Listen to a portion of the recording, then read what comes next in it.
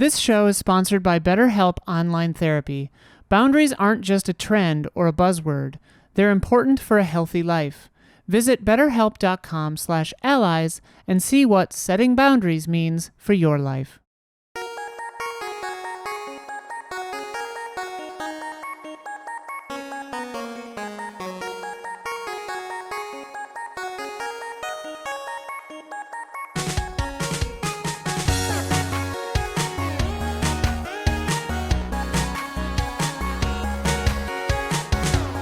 Hello, and welcome to the Easy Allies podcast. I'm your moderator, Daniel Bloodworth, and this week I'm joined by Brad Ellis, Ben Moore, My name is Jeb, and in the control room, Isla Hink.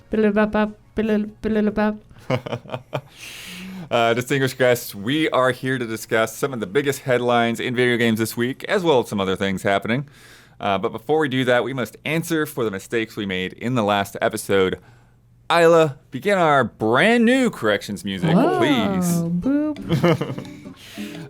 Yeah, when me and Don had to take over, we just grabbed the first track that sounded remotely like what Jones was using. Oh, okay. So this weekend I listened to a few things till I found something I liked. I was hoping it was like rap metal, but that's all right.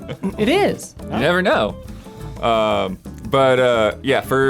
For some reason, when listing the platforms represented on the new PlayStation Plus last week, I referred to the PlayStation Portable as the PlayStation P, which isn't technically incorrect, but it's really weird. I don't know why I said think that. that's pretty cool. Yeah, That's what. It's an slang. abbreviation. It's The PSX. When Damiani brought up Snowboard Kids, Brad corrected that that's an N64 game. However, Brad, Port. there was Snowboard Kids Plus released for PlayStation 1 in Japan. Snoreboard. In Japan. Snoreboard. Okay. Snoreboard chords. But you need that 4 players, though, baby. We brought up the popularity of Halo Infinite and mentioned it had 20 million even with Game Pass. But that stat is 20 million players, not sales figures, which does include Game Pass as well as the free-to-play multiplayer. Very tricksy, Phil. Isla, you noted that Bungie's YouTube channel has 676,000 subscribers, particularly noting that YouTube doesn't care if you have less than 1 million. However, the Destiny 2 channel specifically has 1.05 million subs. Oh, okay. And in the future, if you have a correction, leave it in the comments for either the public YouTube video or the patron-exclusive YouTube video.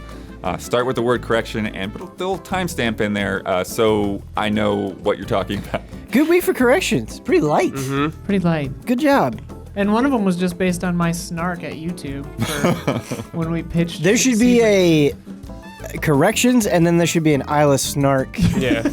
section of the podcast. We'd be here all night. On a game version that didn't even come out here. Yeah. They were reaching. Yeah. And corrections music. Boop. All right. Best way to start a podcast, of course, with game announcements. We got multiple. We're going to start off with Tomb Raider. Oh, that was not the one I was hoping you were going to start with. That's right. We got both. We got Gotta both. go We got up. both. Dang. But a new Tomb Raider is coming using Unreal Engine 5. This was announced kind of a little quietly. So I'll say. Unreal Engine 5, this week they had a big keynote presentation. They released it officially. Along with that, they gave a bunch of demos. They talked about this thing called Lara, which is it was basically like a pre-built first-person shooter, but then developers can go in and add Dark all kinds of Materials? things. Can you say that name one more time? Lyra. Lyra. Okay. Yeah. And so they were showing how they use it with the editor, so that they could build a little wall of cover essentially while the game was running, and then just hop in and play it. There's something beautifully on the nose about Unreal showing how to use their engine by making cover walls. That's so perfectly on brand. Yep. They put stairs in there too. All right. Showed a lot of other things, but right there towards the end, they had some partners pop in there. CD Projekt Red popped in there, which they recently announced that they were going to make the next Witcher game on that. Coalition popped in there with the demo. And Crystal Dynamics popped in and said, we're making the next Tomb Raider game on Unreal Engine 5. Yeah. This one will have dual pistols. Maybe. Actually, that's something I want to get to. The prophecy. Did the first game have it at a part? I can't remember. I don't think so. I don't think so. Okay. Don says at the very, very end. Oh. I was gonna say I think No, it was well, there was one. I think it was the last one. It was supposed to be in the ending, but they cut it. huh. I thought the first. But maybe there was at the that end. game that was a long time ago. Yeah, 14. How many years ago was it? No, Long time ago. long time ago. Long time. 9 years ago. Yeah. 9 years ago. There we go. Another little tidbit that popped up this week is director of Days Gone, Jeff Ross, announced that he's working at Crystal Dynamics. Hasn't said what project he's working on, but it could be this. Tomb Raider. It's so funny because this is one of those situations where I think technically Days Gone is a worse game than those Tomb Raider games, but I much prefer Days Gone to the Dude, new Days Tomb Gone Raider game. is fun. It is. Yeah. It's got some. It's It's got fun. some charm. Yeah, it sure does. He also I feel worked like on. the Tomb Raider games are lacking a little bit. He also worked on Siphon Yeah, Filter he's been and at Resistance Bend Retribution. for a Yo, long time. siphon filter, dude. So now Crystal Dynamics is working on Tomb Raider, Perfect Dark, and doing life support on the Avengers. Kind But not really. Not really. That's not happening there. Yeah. spread maybe kind of thin. I don't know. I don't know how big their Maybe. studio is. I mean, I Three think they're a big projects at enough once? studio, but it depends on how much they're being leaned on by Yeah. the initiative, right? I get. Because the I mean, initiative is the not initiative. big. It sounds like they lost a ton of people. Yeah. So I just feel really bad for Crystal Dynamics because, with Tomb Raider, right? Square Enix had unrealistic expectations, Yeah. and then for Avengers, that whole thing was a mess. And so I'm hoping that they can have something come out and just have it work out for yeah, everyone. but then they'll be like, it performed Yeah. below our expectations, which were 10 million copies in the first 2 months. Made us realize we should just make Final Fantasy Yeah. games. Thank you very much. You're making a Final Fantasy. Yeah, you're making- Stranger you're- of Paradise 2. They're making it now. But yeah, so let's talk about that, like where Tomb Raider is at right now, because Yeah. it's been on a bit of a It's been a break. while. Yeah. They did this trilogy. Towards the end of the trilogy, it got real weird in marketing because, even on the third game, they're like, "This is, the story of Lara becoming the Tomb Raider," and I'm like, "What was the last two games?" Yeah, she's been Tomb Raiding for a while. Yeah. And I don't recall a moment of her where I'm like, you are now the Tomb Raider kind of thing. Yeah, it never felt like Yeah, it that was moment marketing really happened. nonsense. I've talked about this quite a bit, but a couple of years ago, I played through the original Tomb Raider on PS1, and what a fascinating and still to this day, kind of singular game that is, where it makes adventuring and going to these locations actually exciting because you're really doing death-defying stunts that are hard to pull off, right? You actually have to have great dexterity, tight precision, and it's hard and it's frustrating, but when you do it, you actually sort of feel that sense of adventure.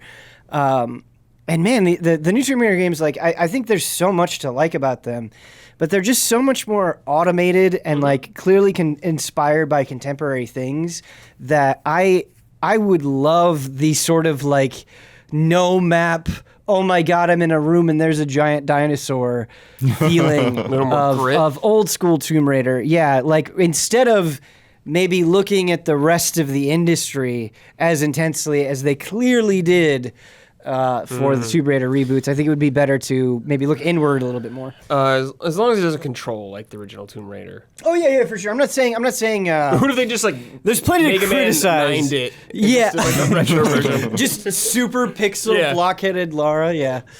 No. I definitely think there would need to be some concessions for sure, and I wouldn't want it to be exactly that. But I think if it's just more of the same with the way that they've been going, I think that's fine. But it wouldn't thrill me, right? I wouldn't be jumping up and down. Right. Yeah, it's strange because in a lot of ways, I came into the series with this reboot. Really, I hadn't played the ones before, and I felt the first one in the trilogy was really high. There's a lot of excitement. It looked spectacular. Totally new approach to level design that felt kind of, Metroidvania inspired, before that had really even caught on. And then I feel like the second game, it got kind of lost in terms of the Xbox exclusivity, and to where like the hype was kind of all over the place and having to come out a year later. Yeah, I feel like it's been largely forgotten about now, but that was a pretty big controversy at the time. Yeah, and gameplay-wise, I liked it better, but then the story was just like, this is all just nonsense to me. And then did you play Shadow? And then Shadow, Yeah. Shadow was like this game that like it felt like it was like ticking all the right boxes, but I was just not interested. I felt like I had to like push myself through that game. Dude. Yeah. 2 was the one where I was like actually upset playing that game and going through that game. 3 is honestly my favorite. There's so out of many the times original. in Yep. 2 when Man, it just like kill the guy. I think Rise is the bad guy is right there, kill him. Like it's one of those kind of moments narratively. Ironically, I think Rise is my favorite of the 3, despite me getting to like the end of that game and like because I was playing it with my wife and we just dropped it for one reason or another. But I think it's my favorite of all 3 of them. Shadow is the one like Shadow's probably my least favorite. That one is the one that felt most manufactured to me, despite like looking really great. The gameplay in particular and the story just did not Story's bad. resonate. I liked all like the side tunes and stuff like that. Sure. And going through those. Sure. Yeah, they did have some good side tunes. I think that's probably the best part of that game. Man, I remember the final boss of that game just being like, what? Come on, what is going on? Oh, pretty bad. There's some goofy fights in that series. Yeah, I think what's weird too is like some of the things that they were talking about, like having like the adjustable difficulties towards like it's like, oh, you can like make the white lines on the walls go away, or you know, you can have combat and puzzles be at different difficulty settings. Like that was all cool stuff. It just didn't pan out in a way that felt like it mattered. I feel like something that's been almost completely forgotten from classic Tomb Raider is it's kind of secretly a survival horror game where you're limited. Like if you're playing the console version, you're limited on saves, so there's that. But it's also like you're limited on ammunition, right? So you got to hunt for that. But then health packs as well, right? You have small and large health packs, and you have to scavenge the world and get those. And it's funny because in the Tomb Raider reboots, you know, you're constantly picking up like branches and things like that to make arrows. But I never felt that survival, like the survival aspect felt mostly cosmetic to me or mostly like collectathon-y to me rather than like, oh man, like how am I going to use this precious resource in the right moment? And so more of that sensation I think would be cool. Yeah, that's one of the things I've been thinking too, because I feel like all of that, you know, survival and scavenging and like a lot of it doesn't really make sense, right? Like you just get like scrap metal and like somehow make your gun better. Yeah. And I feel like those are the elements that sort of speak to the like, okay, she's learning to be Lara Croft or whatever. Like she's just putting things together and working out. So like, would a more experienced Lara Croft even have those elements? Like, would it make sense narratively? Like, or should she just have her things together? Mm-hmm. You know, like rather than just like piecing a bunch of stuff together out of scrap wood and scrap metal. It's like, no, she's got gear, she's equipped, she's got funding or whatever to do what she's going to do. I just wonder, like, what is that next step for her if they've this whole time been talking like she's becoming the Tomb Raider. This is all a prequel, and now we're there. I feel like you're actually, you made me think of something that I wasn't thinking about before, but you go back to like those classic Tomb Raider games, and they're very much, I feel like, kind of goofy, fun, like let's go on an adventure, like you're kind of a badass, like let's wink at the camera sort of a vibe. And I feel like the Tomb Raider reboots are just so serious, like, oh, I'm dealing with so much personal and family baggage, and like, oh no, this person did this to me, or whatever it is. And I think just as games have evolved, right, like we've gotten so much more of that I think it would actually be kind of refreshing to go back to we're just going to go raid some tombs and it's going to be fun. You know, you say that. I wonder if the reason they went with that, Ben, is because of Uncharted at the time. Oh, yeah. Which has a much lighter tone. But now I think, like, maybe they could go back to that kind of tone. I think that it would be, because there are just so many games doing that well, right? Like, this isn't a criticism of that game. Like, I think Uncharted is a good example. God of War is a good example. Horizon. Like, all of these games that have a pretty hefty amount of drama. I think more of a like Indiana Jones kind of goofiness would be fun. Yeah. I remember in 2 or 3 when you went to her family like mansion. It's Right. 3, I Yeah. believe. Yeah. That's like a weirdly cherished gaming memory for me because I remember thinking it was just so cool that we got to see where Lara Croft lived, you know? Oh, you're talking about Tomb Raider 2, where like that's the tutorial. tutorial You is have at like the her- obstacle yeah, course. at Yeah, her yeah. house. But That's in the reboot. Tomb Raider 2. series. Oh. no, like OG. Yeah, the Yeah. OG one. Yeah, Yeah, dude, legendary. Yeah, stuff. I loved it. And like there was a hedge maze and stuff. Oh, it Yeah. was so fun. But it was so chill, like cozy, fun vibes. And like the controls are so crazy, right? Yeah. That you need to practice. yeah, like jumping from one box to the Yeah, next was like yeah. a Herculean achievement. Yeah. Yeah, I mean, the one thing that like I can definitely get away from is having her get impaled on wooden stakes over and over again. Listen, Yeah. Things like that. Dude, having a Yeah. roommate playing this game and hearing it from the other, like I seriously thought he was watching porn. I was like, what is happening? Oh, you're playing Tomb Raider. Okay, cool. Like, I get it. Like, shut your door, dude. What's weird about those death scenes is it's not like that vibe is constant, right? Like it's not like you regularly get into these climactic fights and like things get really gory. It's kind of like just specifically reserved for when she's dying, which makes it feel a little weird. I don't know. Yeah. Yeah, it's like you're going down a river or you fall off a cliff kind of death Yeah. animations, but not from really much anything else. As far as I'm aware, like when you get shot, it's not like that or anything. Right. And doesn't the first game kind of have like a little bit of that like Far Cry 3 kind of disconnect to where like at first she's like really nervous about killing people and all of a sudden it is one scene. Yeah, it's like because they build it up. It's just a before and an after where she's like really nervous about killing, and then it's like, okay, you have an AK now. Like, let's go. Yeah, it happens pretty quick. But yeah, who knows when we'll see anything out of this. Years. I wonder how that feels for Crystal Dynamics, right? Because Yeah. they spent so long working on Avengers, right? It was such a big game. It was such a big initiative.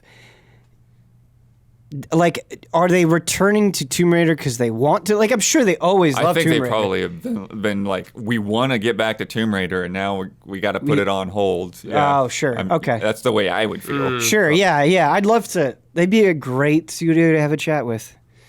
Yeah.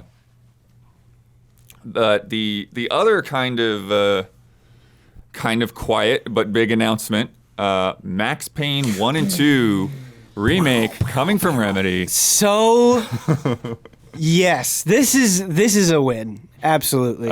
Statement made in an investor briefing, which actually took down their investor website, so they had to repost it on their main website because everyone was linking to it. How'd they think they could just sneak this by? I don't know. In partnership with Rockstar, of course, Remedy apparently approached Rockstar from the Hauser quote. It's going to be on their in-house Northlight engine, which Control is on. It's going to be a single package that has both games in it. Excellent. So there's not going to be like a wait or a downtime or anything. Dude, the physics. Mona Sachs will finally get the appreciation she deserves. It's going to be PC, PS5, Xbox Series X and S, of course. Currently in the concept development stage. Yeah. Oh boy. So it also is a ways out. Well, they got a lot of projects. Yeah, you want to talk going. about projects. Yeah. So they just finished Alan Wake Remastered and the Crossfire X, which Was not good. bombed, yep. They have multiple Control games in the work, including a single-player sequel and a multiplayer thing that we don't know anything about with 505. They're doing Alan Wake 2 with Epic, and they're doing this game called it's just codename Vanguard that they're doing. It's a co-op game. Tencent has something to do with it. And now... now this. Max 2 Payne. games. Remedy is like Nicolas Cage, where they like they've got their like I'm paying the bills games, and then they've got their I Right. care about this art house games. It actually is Like a little Platinum. funny that they haven't gotten Nicolas Cage for a Remedy game yet Oh because my God. that seems perfect. It does seem perfect. But Put him in Max Payne 1 and 2 remake. It's not a lake. It's an ocean. It's an ocean. Max Payne is not a series I have a lot of experience personally, but I know you played guys. 1 and Yeah. I played 3. Never played Bullets 2. and alcohol, blood. I feel like everybody forgets about Max Payne 2, but I really like Max Payne 2 a lot. I didn't forget about it. I just didn't have a PC to Nope. play it on. Right. Yeah, no, I'm just excited Brad, because remember. I Max played Payne Max 2 is Payne great. 1 on a PS2 like a pleb, dude. It's all I could do. I did I think play. I played. did play 3 I don't know what I played purely Max for the Payne 1 on. soundtrack. Yes, 3. But 3 was that's fun, not man. one of these games. So. I played Max Payne 2 on Xbox. Was Max Payne 1 also on Xbox? I think it was. I think Okay. it was. I think I either played it on Xbox or PS2 or both. I don't know. But the Max Payne games are great, and I feel like, unfortunately, Yes, it with was. time, they've gotten a little less attention than they used to. But in terms of, you want to talk about style, right? Like, those games just purposefully oozing it in such a beautiful way. Like, they're just kind of sleazy, goofy, fun. They're not very long games, and so they're pretty breezy to get through. It's such an exciting announcement. My only thing is I actually don't envy anybody trying to remake this game, because I feel like the way Max Payne looks and like the graphic novel presentation and just kind of everything is so purposeful that like I wouldn't want that to be too clean. You know how you have that with Yeah. remakes sometimes where you're like, you made it look better, but it's lost all of the charm. I don't want that to happen.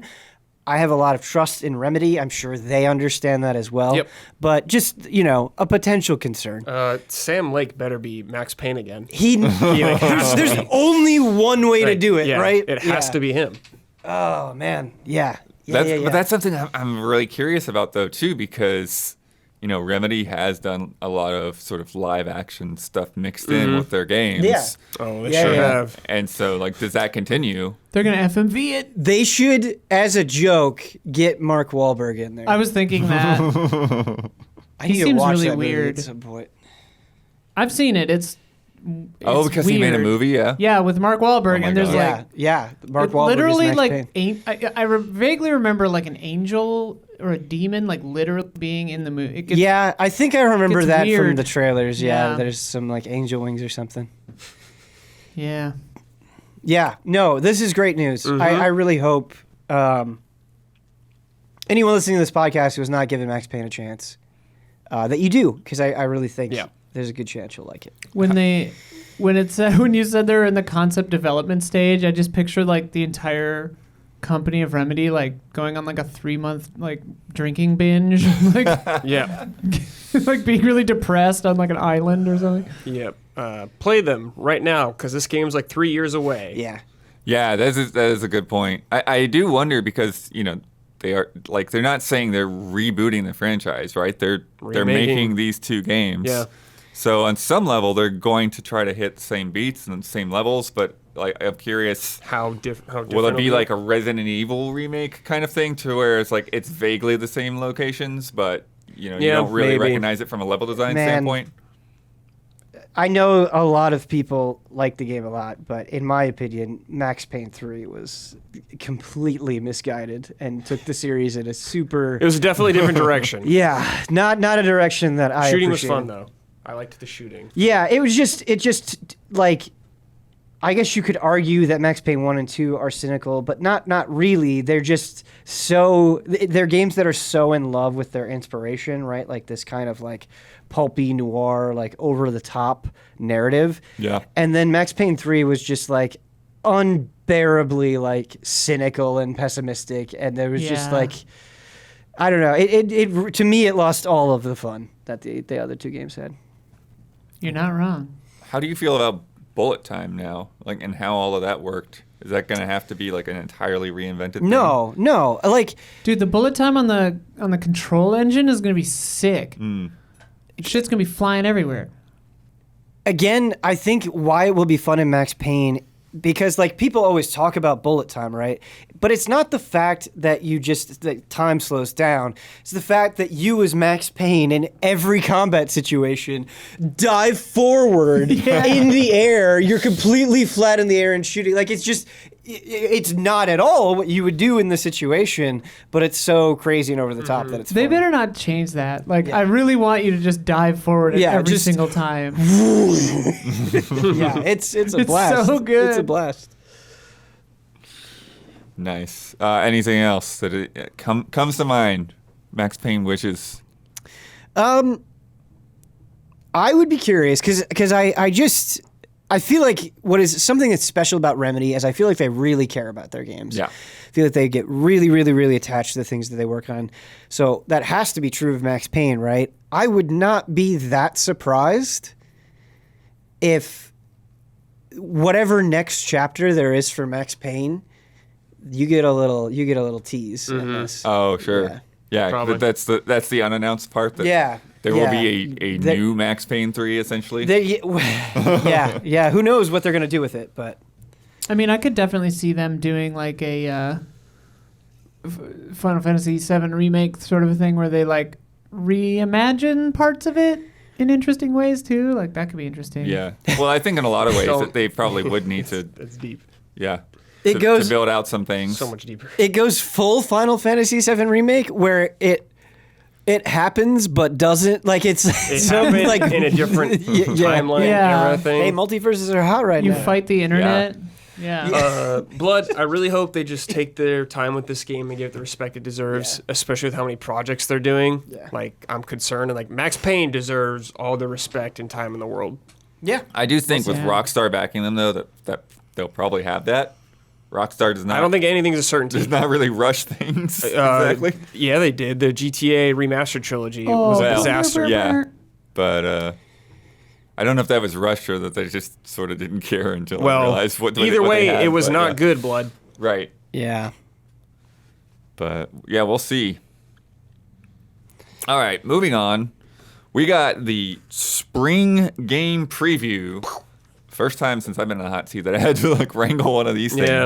Yeah. Yeah, looking through the list that you sent us, this is the first time I think in quite a while where not that there isn't exciting stuff coming out, which we will get into, but it just hasn't felt as crazy as it has in some time. Like this Right. is legitimately like more of a lull period than we're used to getting, Yeah, which is April kind and of May in nice. particular, pretty Yeah, quiet. yeah, Oh, yeah. It's very nice. yeah, yeah. It's super nice. So we're gonna go through the next couple of months, month by month, and what we're gonna do is we're gonna have our hidden picks when they pop up for our underdogs and undercooked predictions. Overcooked. Overcooked, no undercooked. But yeah, we'll get to them. I think we got some fun things coming up though. And then for ones that we don't have a lot to say about, like we might have a brief mention and move on or whatever. For one, just the ones that already came out this April. Lego Star Wars, which you talked about on Frame Trap. Talked about a frame trap. We had half of a group stream on. It's So with yeah, Brad's brain. yeah. It was the energy in the room. Yeah, we Yeah, were so unhinged. Yeah, the split screen It wasn't so much yeah, the game too. as much as many factors building up. Shout out to That is- AJ Locasio though. Yeah, Han Solo. incredible. Han Solo. That Lego Star Wars is so weird to me because I was looking forward to the game before it came out, and it does so many things right. Like there's so many characters, there's so many little secrets to find. It's absolutely gorgeous. But I'm glad Brad kind of echoed my feelings during the group stream. I got to a point where it's just like I feel like I'm just. I have like an out of body experience with this game, where it's just sort of playing itself. Like Yeah, I it feel was like the I'm most doing autopilot almost game nothing. I've played in a while. And that was really disappointing. Yeah. I think that maybe when you get into free play, that might Maybe. be a little better. Yeah. Yeah, but it definitely felt that way. Like we're through that movie now. All of a sudden, yeah. Yeah, it was just boom, boom, boom.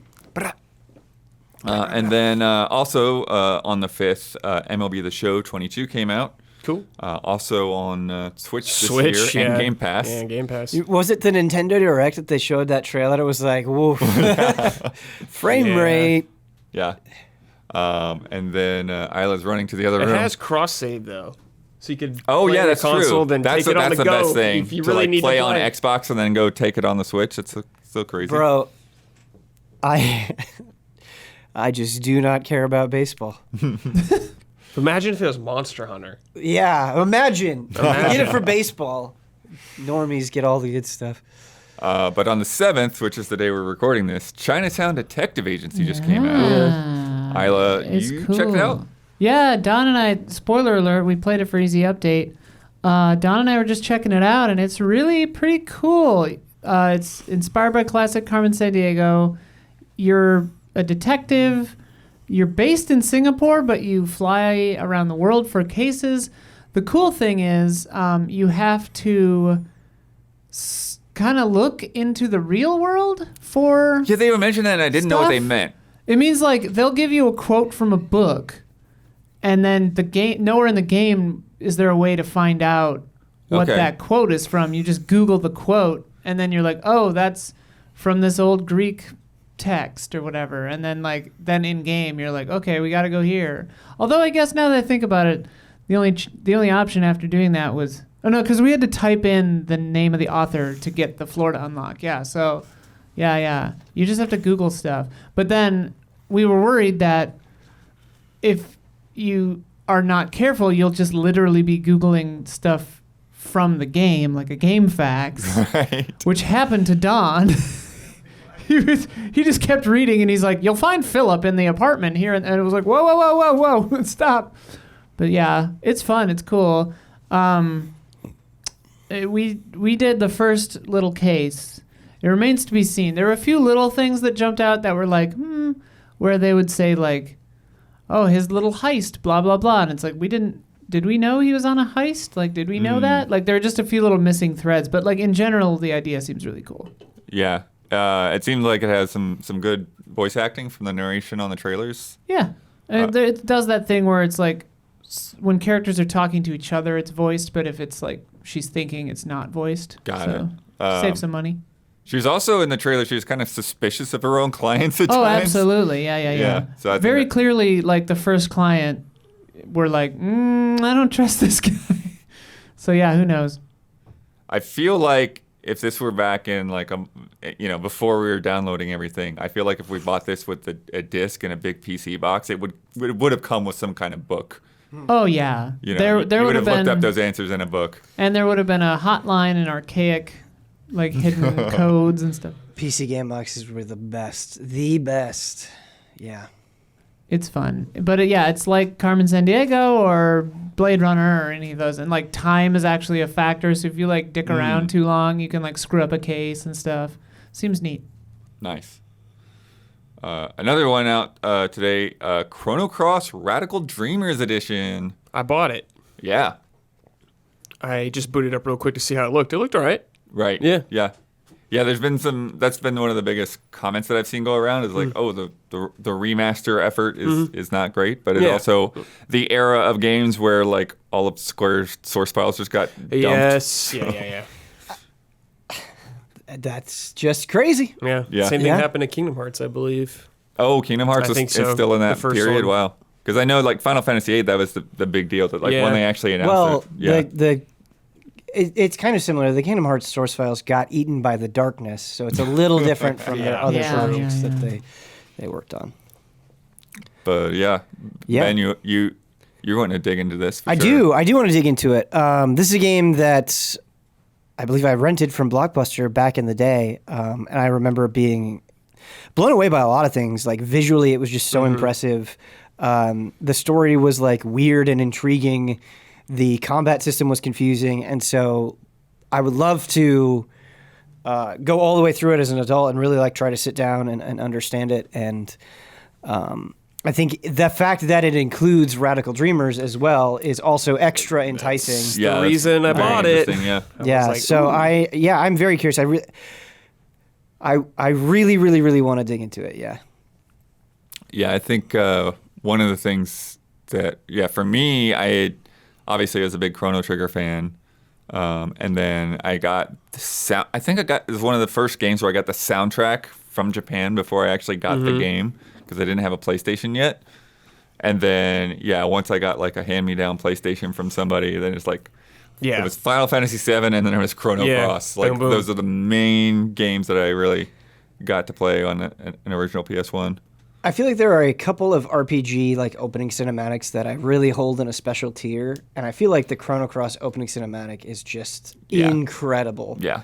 Final Fantasy VIII's also incredible.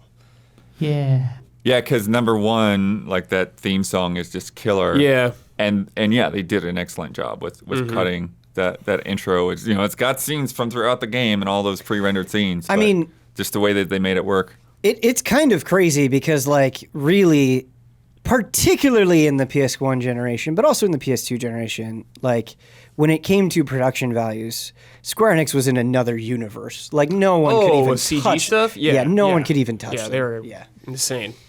Yeah, I remember it's like nowadays, like you would skip things like that, and Chrono Cross was like almost every time I boot up that PlayStation 1, I would watch it again. Yep, it's good. Yeah.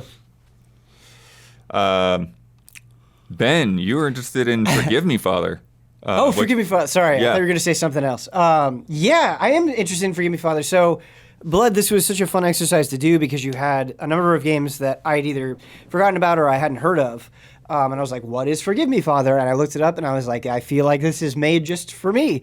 And so this is actually my underdog because I watched the trailer and I had such a visceral, I need to play this reaction to it. I haven't played it, so I cannot comment on its quality, but what it is it's a Doom clone directly inspired by the works of H.P. Lovecraft, and the art, it almost has like this Darkest Dungeon kind of art, and just the wonderful like Lovecraftian monsters, like the crazy chaos of battle. Like I love Doom clones, and just the artistic style of this on top of gameplay that I will probably very much enjoy really stuck out to me. Yeah, it's a boomer shooter, right? Boomer shooter. Yeah, really captures that old school style. Yeah, because it's when we're talking about Doom, we're talking about like the original Doom, where it's like you have a 3D environment, but the characters are essentially like flat 2D. Yeah.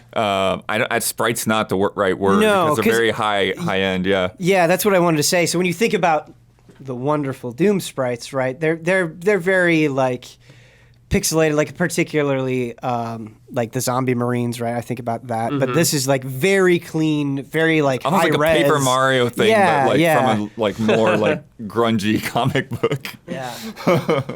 But what's interesting about the way they do it though is like they're also, because they're such high quality art, they keep just very limited frames of animation. So like when they attack or when you hit them or even like when they explode into blood and stuff like that, it's very choppy in that sense that like there might be like 4 frames there. Yeah. But it does still like come across as looking very cool, and again very intentional. Yeah. Yeah, so is that out today? That is out today. I need to buy that. And then there's 2 different playable characters. There's a priest and a journalist with different skill trees. And I saw like there's just some weird things that go along in with the weapons. Like one guy had like a big old sword that he was chopping things with. Great. Another guy had a cigar at some point, and I'm like, what do you do with the cigar? That's the one that I want. I want Cigar Man. And then the last one for today is the House of the Dead remake, which you did. All right, so this is what I thought you were going to bring up. Yeah. Yeah, so I bought this yesterday. It came out. I checked at midnight and it still wasn't available, but I booted it up today, played through all of it, and I feel so conflicted because I had a blast. Like it was just like a giddy time playing through this House of the Dead. Did you use like Joy-Cons that pointing? Okay, so you're touching on something very important because I don't. Even when given the option, I don't tend to use gyro controls. I tend to prefer stick controls. I straight up think stick controls are unplayable with this. Like, they've gotta be. Like. So this is one of those games, right, where classic arcade on rails shooter. You have moments where you're meant to get hit, or you just need to react so fast that like you just straight up do not have time to drag a cursor over to someplace. Yeah. So I switched to gyro controls. Turned up the sensitivity a bit, and they worked really, really well. So I was happy to see that. Is that gyro with the Pro? Gyro with the Pro is how I was doing it. Interesting. Yeah. I almost exclusively play my Switch with the Pro controller. Sometimes I'll play in hand mode, but most of the time I'm on TV with the Pro controller. And when I saw the trailer, I was kind of worried about it visually, particularly with some of the UI stuff, but it actually kind of all comes together pretty well. it was like, do you want to play in performance mode? And I always choose performance mode in games.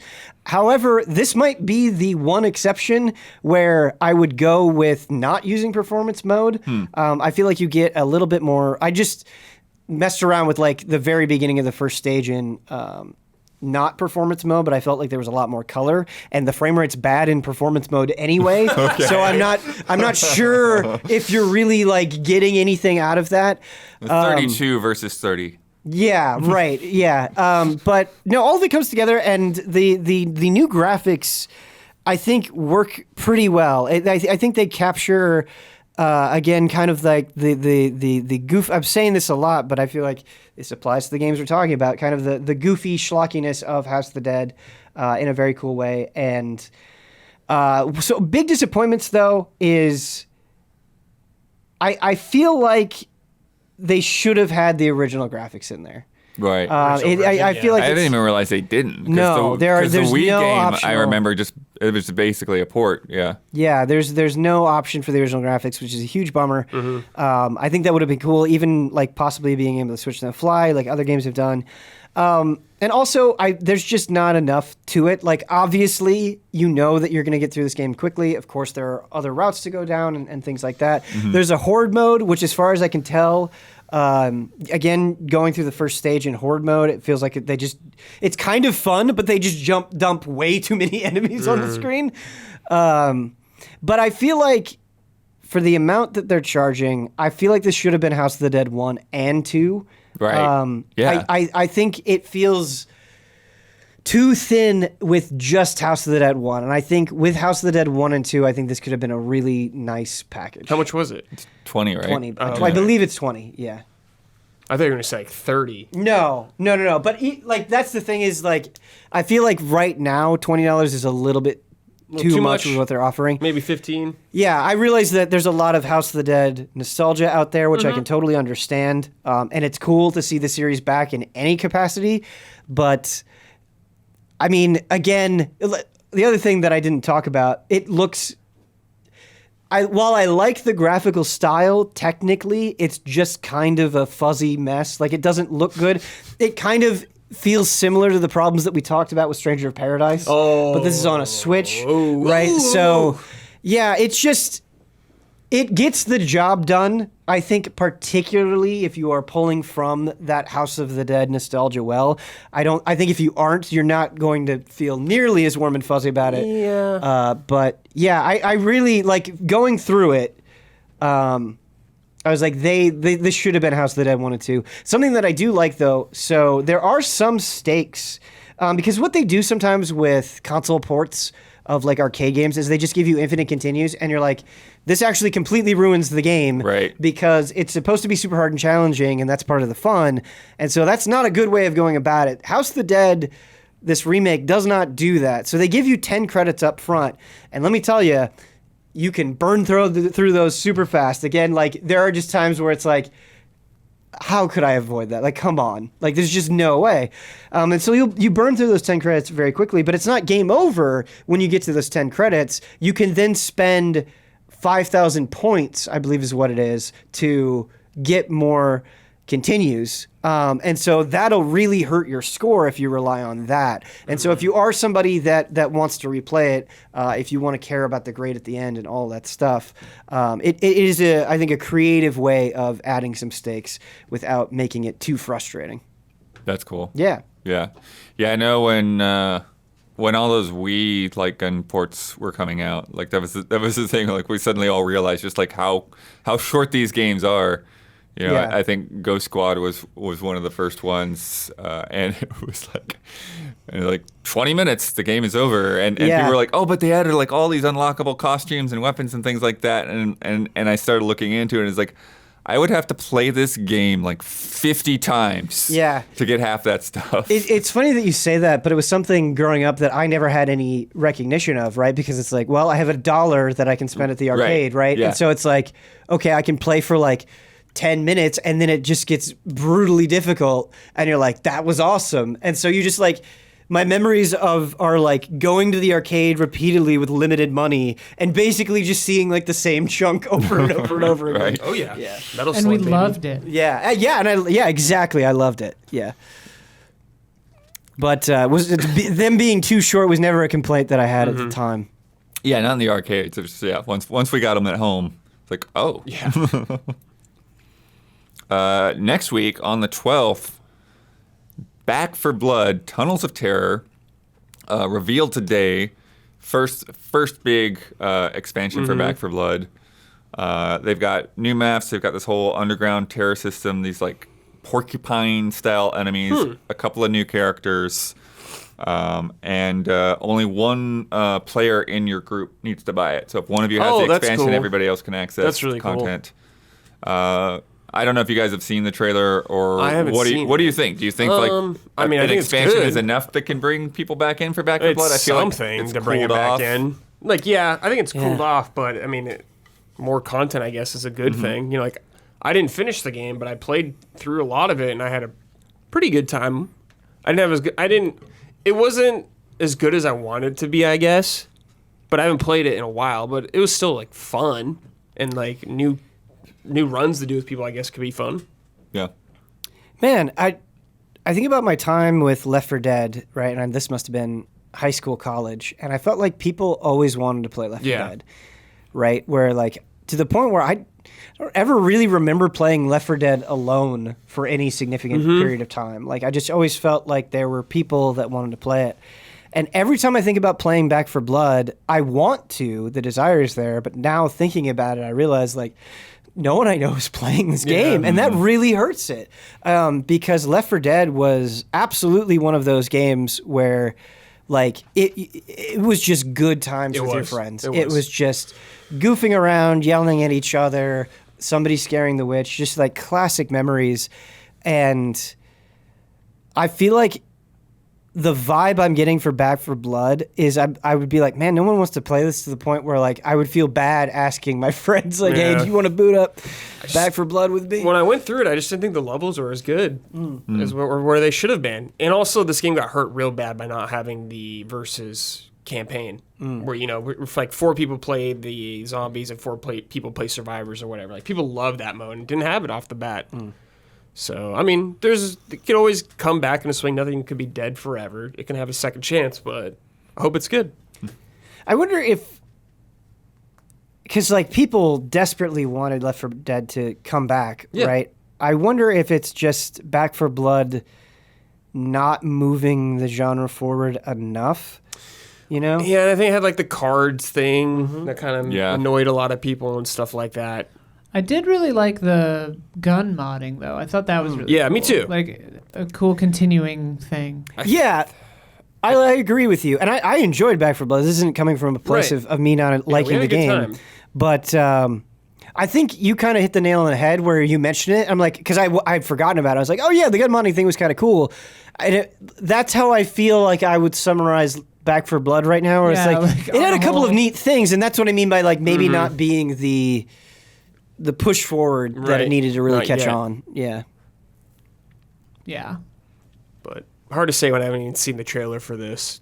Figure Yeah, really excited. I haven't either, Yeah. for sure. On the 20th, I don't know if it's fair to put this as my underdog, but Glover is coming This- back.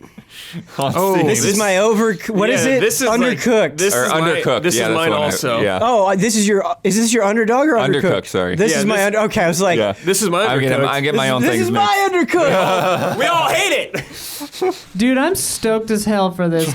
Just because we're going to do Trash Babies Recycled. I with think it. that Trash Baby is gonna be fun. It's going to be hilarious. because I have to be on it again.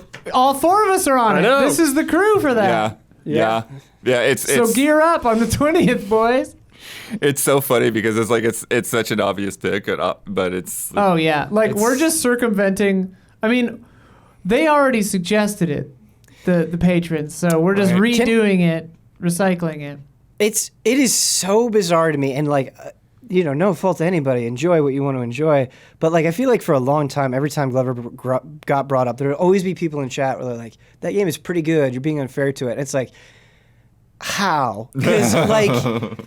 as a kid, right, you're desperate for games, right? They don't come as easy as when you're an adult. I felt like I loved almost every game that I encountered.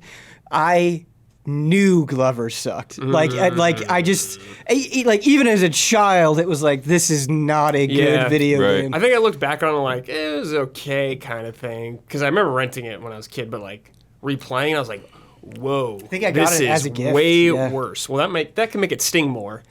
Something I don't think I thought about at the time, because like my parents they knew I loved video games, but they would give me like weird games. Like I got like Wheel of Fortune on Genesis and like Where's Waldo and like Monopoly and like Glover on N64, and it's like as an adult you're like, oh, they just got me like the bargain bin games. Like these were clearly on sale. You know, good enough. Yeah, good enough. Home Alone. Yeah. Good enough. Home Alone Super Nintendo. Oh man, Home Alone games. But yeah, the one thing I think, maybe in the sense of remaking it is like could feel the controls could way be better. Yeah, could be. And that was one of the things is like you would They're not good. you would move that game and it would do the opposite of what you wanted it to do so many times. It was terrible. Well, they flip the controls when you're riding the ball in water. Remember that? It's Right. just inexplicably reversed. Yeah. It's insane. And I guess it's because Glover is walking backward. Oh man. There's a logic to it. I But, love Glover, boy. dude. It's trash. You don't love it. I love it because I make a show called Trash Okay. Baby. Go watch Trash Babies. Check out Trash Babies. Patreon.com. Fun show. Love it. Same day, another old port that's a strange one. Star Wars: The Force Unleashed. Yeah. The Wii version is coming to I'm Switch. so curious about this. I'm gonna play it, dude. Hell Yeah. yeah. Played through Force Unleashed 1 and 2 a couple of years ago. Was surprised at how enjoyable Force Unleashed 1 was. And then like doing research into it and being like, oh, the Wii version is a completely different game and I've never played it. So Yeah, because the HD version of it, was very based on, like, it was a showpiece for their engine, right? Like the whole physics system that they wanted to show off and everything like that. Entire game, yeah. It's got a lot of motion controls. I'm curious yeah? if they'll still be in there for it. Oh gosh, wow. Lots of motion Yeah, controls. because did they have actual lightsaber fighting? I think it wasn't like 1-to-1, obviously. Right. This isn't even a comment on the quality of the game. It's really not. But like over the years, they've been re-releasing Star Wars games at a steady clip. And like now we're at a point with like the Wii version of Force Unleashed where it's like you are clearly running out of games to release, right? Did they do Shadows of the Empire yet? No. No, they've not. What? Not that I know But it of. is on Unless Shadows of the Empire is on Steam. Oh, is it? Oh, okay. Yeah, Cool. The PC I didn't know that. version's out there. Yeah. Cool. All right. Well, I think it's on Origin as well. my expectations are extremely low with this game, so I'll probably have a good time, I guess. And it's just funny to see Deacon St. John as Starkiller in this, and the fact that it's just not canon anymore is even funnier to me. It's Deacon St. John? Yes. It's the same actor, yeah. Oh. Yes. Oh, boy. Do you remember when boy. he was in Soul Calibur?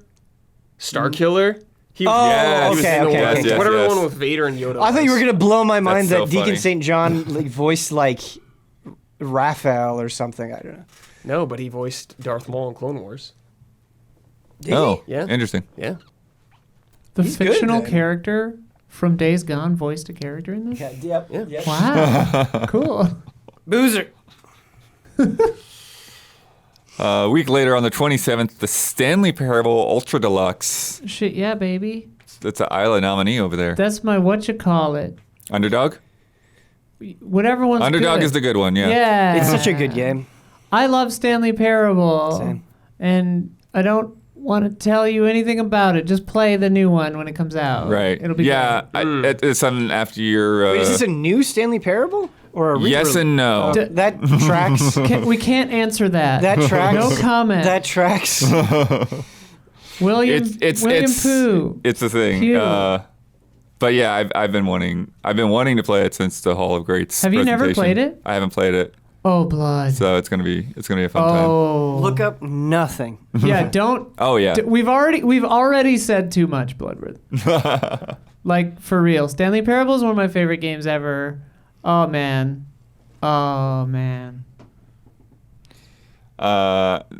And then that same day, Vampire the Masquerade Blood Hunt is leaving early access. That's it's the Battle Royale The game? Battle Royale one. Yeah, I played some of this. Yeah, Oh, me okay. too, actually.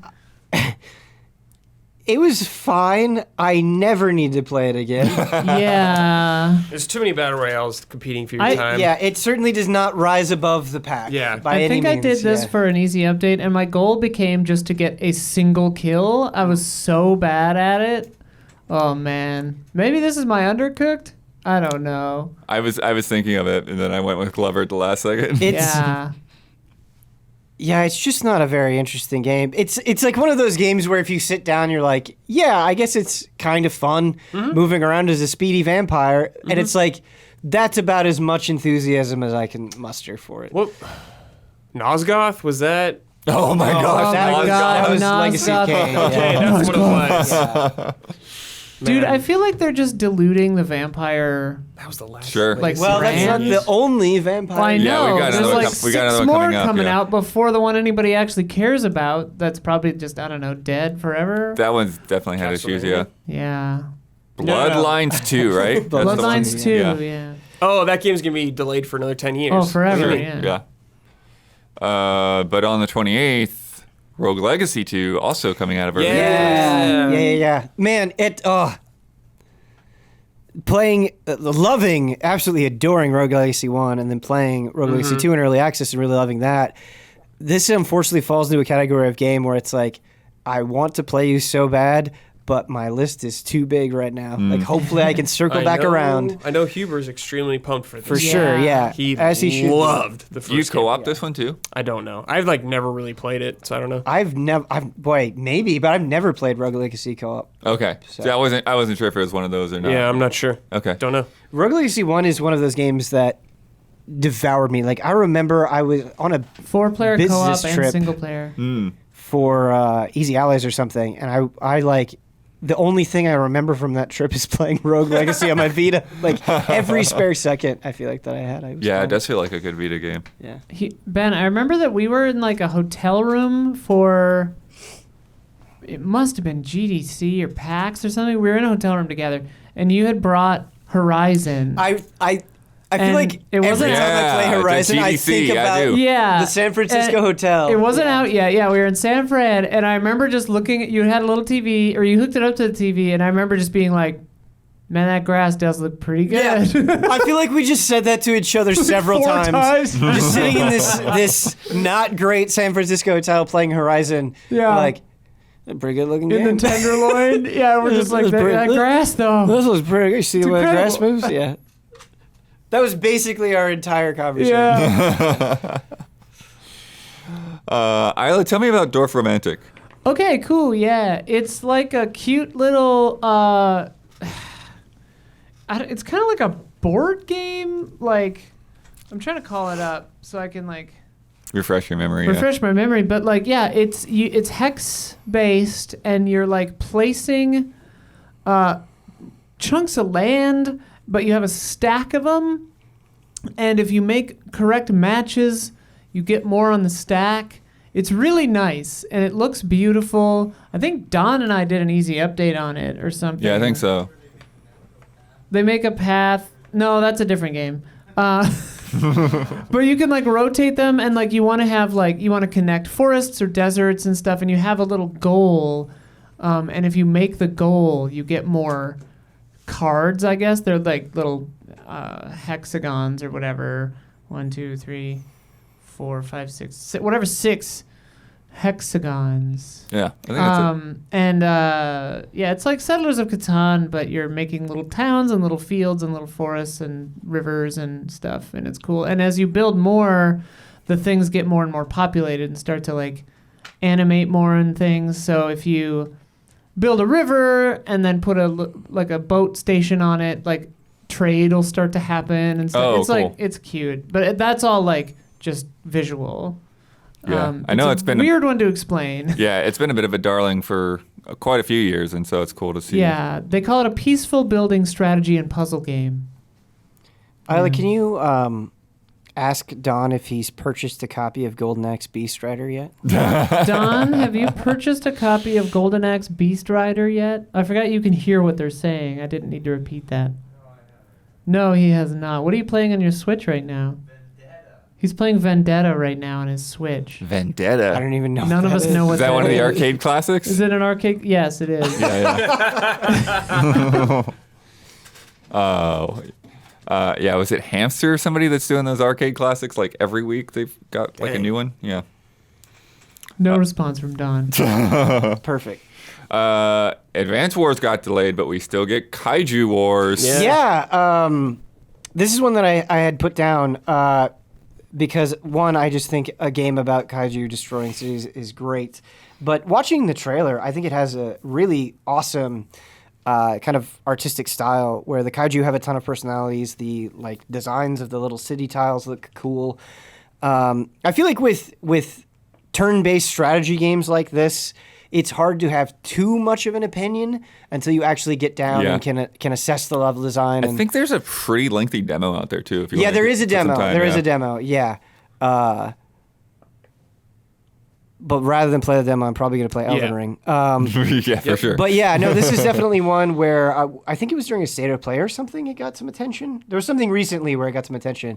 I was like, oh, that was cool, and it was nice that you had it on your list. Because then I sat down and I watched the trailer, and it would definitely be something I'd be interested in checking out. Like how they even balance the power of the kaiju, and it's like how much of the city can they destroy before the mission is a failure, and like there's so many different ways that they could go. It should be cool. And then rounding up April, Nintendo Switch Sports. You had your initials on this. Yeah, this is a fun surprise. I think. It's funny because, you kind of have these waves of nostalgia that people have, right? Like everyone was, going for Gaga for GameCube games and really wanting them on Switch. And like now I think it's like the Wii is old enough now to where like people want Wii Sports. And like my brother, like randomly this last Christmas, he was like, can we get Wii Sports? And I'm like, I don't think you want to go through the hassle of trying to get a Wii right now. Like that's going to be a problem. And then, shortly after I decided to send him my old Switch, they announced Nintendo Switch Sports. And I'm like, perfect. There you go. Yeah. There it is. And he's playing some Mario Kart here and there, but like mainly he's just waiting for this game to come out. Nice. Cool. Particularly excited for bowling. Bowling was the best. The best. Bowling is the definitive Wii Sports game, for sure. The best one. Yeah. 100%. I do think it's super weird that like golf isn't coming until the fall. Yeah, they're like releasing them later on, different things. Yeah. Like, what? It's not paid. It's just coming later. Couldn't get it out? Also, we're going to have an open beta that you can tell no one about. Yeah, you can't stream it. That thing. Crazy. I feel like Oh, Nintendo. who's ever helming the Wii Sports division of Nintendo, it's got to be like 90-year-old men. Like it's just The music better be good in this game. Oh, sure. Oh, yeah. The music needs yeah. to be incredible. Yeah, it was so good in the original. Well, there's a part of me that almost like makes me wonder, like, could you have like found a way to wedge like the Wii name in there? Like, would that have even been any better? Like, Wii Sports for Switch or something like that. We play Nintendo Switch Sports. What if you did like Switch Sports parentheses small text, but actually Wii Sports? I know this. Because I feel like people are just going to call it Wii Sports, even though it's called They absolutely Switch will. Sports. Yeah, They of course. absolutely I will. mean, we're already doing it. Yeah. Yes. Yeah. And and that's the thing though, is like so many people bought a Wii for Wii Sports and then never bought anything else. Yeah. Yeah. Except maybe Wii Fit. Right. Yeah, that's true. So I'm very Crazy curious, like what the sales are going to look like. Probably extremely high because Yeah. it's on the Switch, and that just seems to be the way things go. The only thing is I'm just not sure that outside of the gaming bubble, I don't know that people are aware that this is a thing that's happening. Maybe not till it's actually out. It may be one of those things where like Nintendo just like, boom, here it is. It's like on every baseball game. Does it have everything from the first game? I don't think it's this. I don't. Because they I don't did think Resort. boxing is in there. They is did it? Resort. I don't know. Is it like the sword fighting from Resort? There is a sword fighting thing. It's got a different name for the specific sport that it is. But yeah, I don't remember the full lineup of everything. I'm looking. Tennis is in there, right? Gotta be. I'm looking. Yeah. Gotta have tennis. Tennis is the second. Tennis is one. a lot of fun. Yeah. Yeah. I feel like it's bowling, tennis, and then golf. Soccer, volleyball, bowling, tennis, badminton, and chambara. Chambara is the sword fighting thing, yeah. Dude, I'm stoked on badminton, dude. I love badminton. Badminton's a weird word to say because if you look at how it's Yeah. spelled, then you start saying it weird. Well, I've been and slow saying down. badminton my entire damn life, and then I was like, there's an N in there? What? Exactly. It's like Pierce Brosnan. You're like, Nin, not Min? Blew my mind. And now a word from our sponsors. For most of us, learning a second language in high school or college wasn't exactly a high point of our academic careers. I took German. For some reason, I should have taken Spanish, because I live in LA now, not Germany. But I remember a decent amount of it. But yeah. Now, thanks to Babbel, the language learning app that's sold more than 10 million subscriptions, there's an addictively fun and easy way to learn a new language.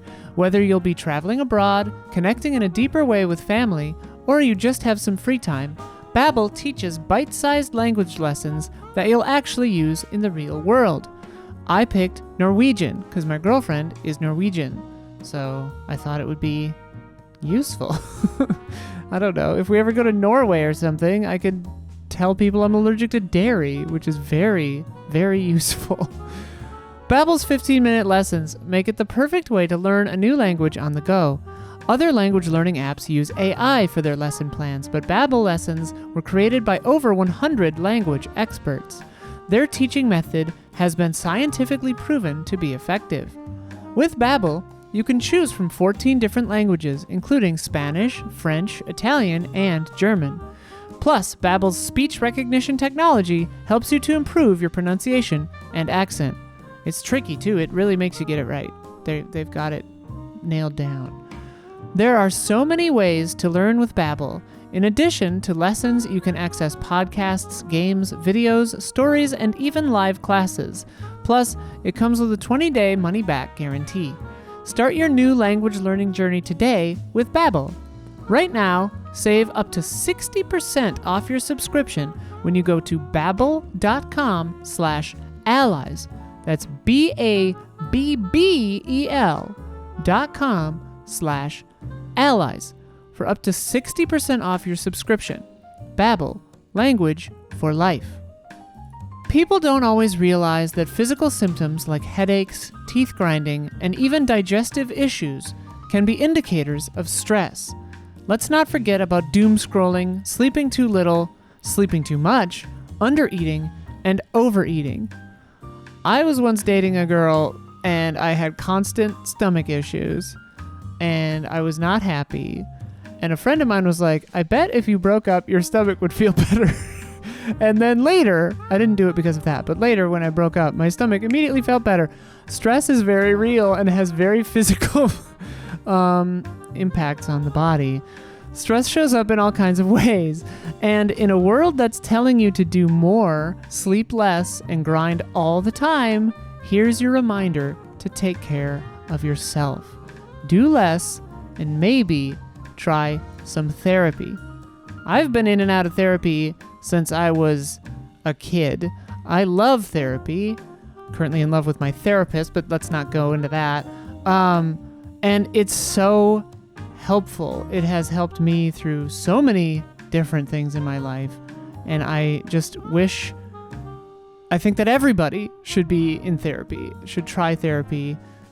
Just know that like you don't always get the perfect therapist for you right off the bat. It's kind of like dating, right? You got to find the match that you really like, that you speak the same languages. I used BetterHelp actually when my dad was in hospice because I was outside of LA, so I couldn't talk to my therapist. And it's really nice. It's really great. I really like it. BetterHelp is customized online therapy that offers video, phone, and even live chat sessions with your therapist, so you don't have to see anyone on camera if you don't want to. It's much more affordable than in-person therapy. Give it a try and see if online therapy can help lower your stress. Easy Allies listeners get 10% off their first month at betterhelp.com/allies. That's BETTERHELP.com/allies. 2 L's in allies. Like all, and then IES. I was going to say like all lies, but that's not right. Like Al lies. Don't trust Al. BetterHelp.com/allies. Go there and check it out. Save 10% on your first month of BetterHelp. No one likes waiting on a paycheck, especially when you've got bills due. Good thing there's Chime. Now you can get your paycheck up to 2 days early with direct deposit. That's up to 2 more days to save, pay bills, and generally just feel good about your money situation. But Chime is more than just about getting paid early. It's also an award-winning mobile app, checking account, debit card, and optional savings account. So what are you waiting for? Hopefully not your paycheck. Get started with Chime today. Applying for a free account takes less than 2 minutes. It's very fast, that's true. Get started at chime.com/allies. That's chime.com/allies. CHIME.com/allies. Banking services and debit card provided by the Bancorp Bank or Stride Bank, N.A. Members FDIC. Early access to direct deposit funds depend on payer. Go to chime.com/allies to get your free Chime account. And if you are a patron of Easy Allies, thank you. All right, on to May. Starting it off. Yeah, it's May. May 5th. I think this is a great game for me. Rift Tracks, the game. If you remember our streams of What the Dub from this past year. Yeah, I'm excited for this. Yeah, it's just the same people who made that have teamed up with the Rift Tracks crew, who were formerly of Mystery Science Theater 3000. And so basically the way it's more fun than it even sounds. So it's kind of hard to sell it unless you just go back and watch the What the Dub streams, because essentially they have all of these like old weird movie clips, like movies that you've never remember or heard of, and they kind of have a line and then they have you fill in the blank, and then Don will just pick a bunch of sound effects. He does do that. But in addition to the sound effects this time, they also have you can select lines from the Rift Tracks crew, so that they can throw in a quote from them. So I think it's going to be fun. That doesn't seem fair. Yeah. Exactly. I know that they're going to have some new audience voting type things and stuff like that. So it's one of those games where it's like looking forward to that stream more than anything else. Good stream. Good stream. Good stream. On the 10th, Salt and Sacrifice, which no one put their names down on, but I'm curious what the panel thinks. I liked Salt and Sanctuary, and I like those devs. They're chill. They're nice. As somebody who likes a lot, Salt and Sacrifice was one of the few I did not. I gave it a good... Sanctuary? Sanctuary? Yeah. Salt and Sanctuary, yes, sorry. Salt and Sanctuary was one of the few that I did not. I feel like I gave it an earnest try and just did not... I didn't like the art style. I didn't like the way that it felt. Not like trying to slam on the game, but it's just, I can't... Just based on my experience with the first one, I'm not super excited about this. Yeah, I was in the same boat as you, Ben. Interesting, Actually, okay. I didn't really enjoy this game when I played it for many of the reasons you listed. I did see the trailer for this Salt and Sacrifice, and it looks a little better than the first one. I mean, I played the first one a while ago, so I'm willing to check it out, but I'm not like super hyped for it or anything. Yeah. Yeah, I definitely feel you on the art style. That was one of the things to me, like watching the video of it. Like, I'm not really into the look of this game. I know it's like going for like more of a hand-drawn, illustrated vibe, but it just wasn't really quite doing it for me. I do think it's interesting though that they do have like summons and PvP. There's like there, PvP stuff now, and like summoning people, all that good stuff. which you don't see a whole lot in like a 2D side-scrolling game. Yeah. So 2D Souls. I liked I didn't love the art style, but it didn't like... I liked the art style in this more than in Blasphemous, which I know a lot of people like. I couldn't get into it. Damn, but you like the art style of this more than Blasphemous? I didn't like the art style of either, but I really didn't like Blasphemous. Wow. But once I found the weapon I liked in this, I enjoyed it more. It was more like the exploration looked cool, or was fun in this. So who knows? Hopefully it's good. On the 13th. Sorry, one last thing to say. I can't tell if this will help this game or hurt this game, but I feel like Elden Ring is just so massive and so long that, like, I wonder if a lot of people are just still going to be playing Elden Ring. Maybe. Yeah. Or maybe just the Elden Ring, the proximity to it will help it, where people are it's kind of on Hungry the for brain. more. Yeah. But on the 13th, Ben, we get the Evil Dead game. This, you know what? This should have been my underdog. I am so stupidly excited for this game, like to the point where I don't even care if it's terrible. Like, I'm just going to be happy to be there with these characters in a universe that brings me so much joy. I cannot wait. And if it is good, that would be great because Dead by Daylight seriously needs some like long-term competition. I didn't know it's a Dead by Daylight kind of game. Yeah, I believe it's 4v1? yeah, it's basically like survivors versus monsters. Okay. Haven't gotten my hands on it yet, so I don't know. And I feel like the trailers have not been too illuminating based on what I've seen. Right. I know that that's there's the thing, definitely like, more I don't stuff feel like out I there, know more much about the information. gameplay of it. Yeah, they've definitely shown the gameplay, but yeah, I really want to get my hands on it to really have a full understanding of what it is. Cool. But if it is like Dead by Daylight, which I think it is, if it is good, that would be Sweet. great. Yeah. Hope it's awesome. Bruce Campbell is in it. What more do you really need? Is he actually voicing it? Yeah. Oh, That's yeah. cool. Bruce Campbell is a saint, and I feel like when it comes to Evil Dead, he's so eager to lend his voice to probably Ash, just which loves is that really cool. character. Yeah. Well, it was like his claim to fame Yeah. for sure. And visually, I mean, what I have seen from the trailers, I think on a technical level, I think this game has a really good look to it. It has a sharpness to it. Definitely, like, know that going in, I'm very biased in rooting for this game. But man, there hasn't been an Evil Dead game since like Ash is in Dead by Daylight, but like a full-on Evil Dead game, I don't think has happened since the OG Xbox days. Wow. Oh, wow. So, yeah. Yeah. Okay. Is this the people that made Friday the 13th?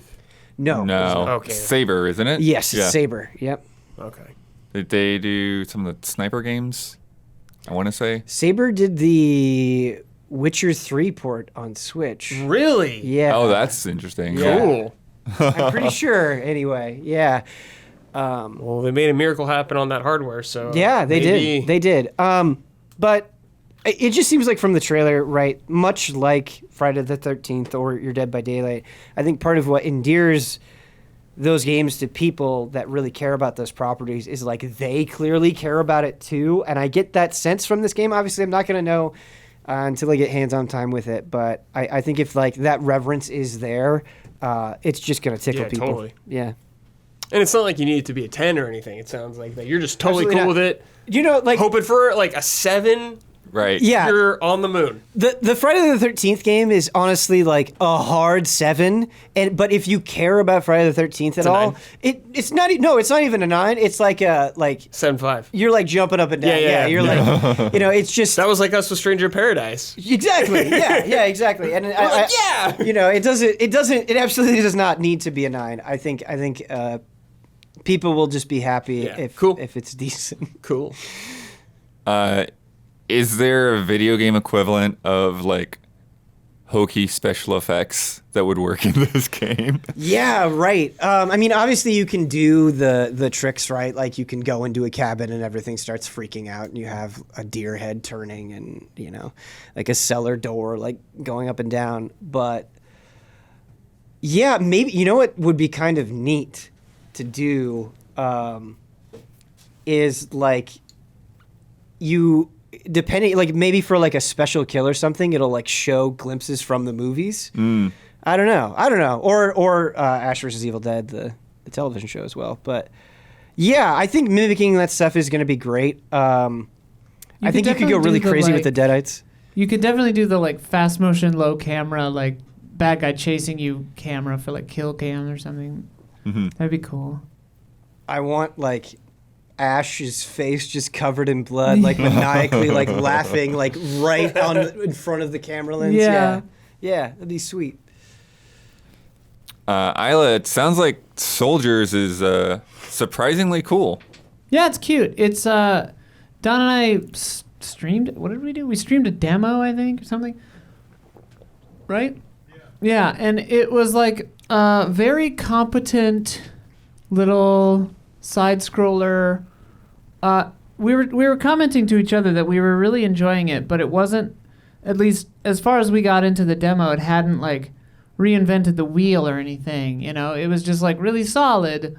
So. But yeah, what is it? So like Contra or something? No, it's more like I'm not sure. It seemed like it will have Metroidvania style. Well, maybe it's a roguelike, but we didn't play very much of it. We were doing like a whirlwind stream of whatever, but it's cute little graphics, nice art. You play as a soldier that dies and then gets taken to Valhalla. Oh, okay. And so you're all dead. That's why it's spelled Souldiers, soldiers. Like that Killers song or whatever. Yeah, I don't know. It's cool. Nice. Just doing a quick Wikipedia search on the Evil Dead game. It will feature both cooperative gameplay and PvP, although the long-awaited and fan-requested single-player mode still requires internet to be played. Oh. The game features a leveling up system as well as a skill tree mechanics. It will also feature multiple maps, including the cabin in the woods from the Evil Dead film series, of course, along with 25 weapons, including Ash's chainsaw and boomstick. Nice. Next up, Vampire the Masquerade Swan Song. What? So Isla, Yeah. when I saw this game on the list, I looked it up, and I was looking at it on the Epic Store, Yeah. and I was like, man, like a narrative-driven RPG where I get to play as 3 different vampires, like I'm kind of intrigued, but I think this game is $49.99, and it could probably be shit. You know, like I went Right, through right. that whole mental process with it. Yeah. Yeah, I've got very low hopes for this. I do think it's a little jank, but I think it might be my underdog. Ooh! Because I was just watching like the trailers and reading about it and stuff today, and it's like this has got some things that I'm into. It's from a developer called Big Bad Wolf, which is part of Cyanide Studio, who've done Blood Bowl, Call of Cthulhu, and Styx. Styx. Okay. Remember Styx? Everybody adores Styx. Everybody loves sticks. But you play as 3 like very defined vampire characters, and they even like brought up like character sheets as part of your progression and stuff. But there feels like there's like a lot of like kind of immersive sim elements in there as well in terms of like picking how you get around levels and that kind of thing. That is encouraging to hear if it has some immersive sim elements, because Yeah. the sense that I got at my brief glance of it as I was like, I feel like this is all story. No, there's So I definitely some couldn't- exploration stuff Okay. in there. Yeah. Okay. And then like different characters have different abilities. So like one of them can kind of see alternate futures. Another one can like make things invisible, and like including like making objects, like key objects invisible. And so like Yeah, that's I'm a not- power from the books. Yeah, so I'm very curious how that stuff's the going to game. play out. And then like choices that you make in dialogue will actually like affect your character's traits. And like if you fail certain dialogue things, like they showed one thing which I wasn't sure exactly what was happening in the trailer, but it almost looked like someone was like getting like a nail like pinned into their arm or something. So it's like, are you going to be like partly disabled by like that's screwing up interesting. some choice? And part of that, they mentioned what they call dialogue fights. So You mean conversations? yeah, but it's this back and Aggressive forth conversations. Debates? to where they're saying that like there are times where like if a dialogue fight results in a tie, then there will be a dice roll to determine the winner. Okay. So yeah, But it will be in universe. The characters will roll a dice to That'd be see. cool, yeah. actually. Settle it. Settle With it. dice. So Nat 20. Ha ha ha ha. Blood, I will be honest, I thought you listed the same game twice on this. I did not even know this It game does feel existed. like there are way too many vampire things. so We're getting many. into a Warhammer situation. right. Yeah. I actually did mention the Warhammer game coming up earlier. It's just Warhammer 40K Chaos Gate is back on the 5th. I was like, all right, we can move on. Nobody knows what it is. Blood, you're making me want to play this vampire game. Yeah, Yeah. I want to check it out. It sounds Give cool. it a peek, but cool it. Like, don't swipe that card. It's not high budget for sure, but yeah. Well, it's hard. Again, this isn't an insult. This happens to so many games. I feel like it's hard justifying spending $50 on this when in like 2 months it's gonna be like $15 during $20, during some $30. sale. Yeah. You know, it just screams like yes, this will get Steam a sale. does one like every 8 weeks. Yeah, they come up with some reason for it, like the Steam Summer! the Arbor Day sale. Yeah. Everything's 90% off. My friend Jack wish threw a listed. party just because they discovered Shackleton's sunken be ship. Epic only, Oh. He just needed a reason to throw a party, and I was like, okay. Do you know if this is Epic only, Blood? I Or is it on Steam? don't know, but I can look real quick while Looking is my job. Yeah. Isla talks about Dolmen. Dolmen, dude! Fuck yeah, Dolmen, dude. Dolmen is ridiculous. Maybe I'm just missing something because you and Huber were like really hyped on Dolmen, and then last night I was like, oh yeah, this is the game like Huber and Isla are super Yeah. into, and I was just like the character design, the Dolmen, graphics, dude. I was not feeling it. Here's the deal. Dolmen, dude. That's what I thought it would be. That's what. Dolmen, when they were dude. doing this, I'm like, yeah. Dude, no. Like, we were like making fun of this game when we started that easy update. We were just like, this game is trash. It looks so jank. It's really weird. And like, it's so clearly just a like, ooh, me too, kind of like Souls-like, right?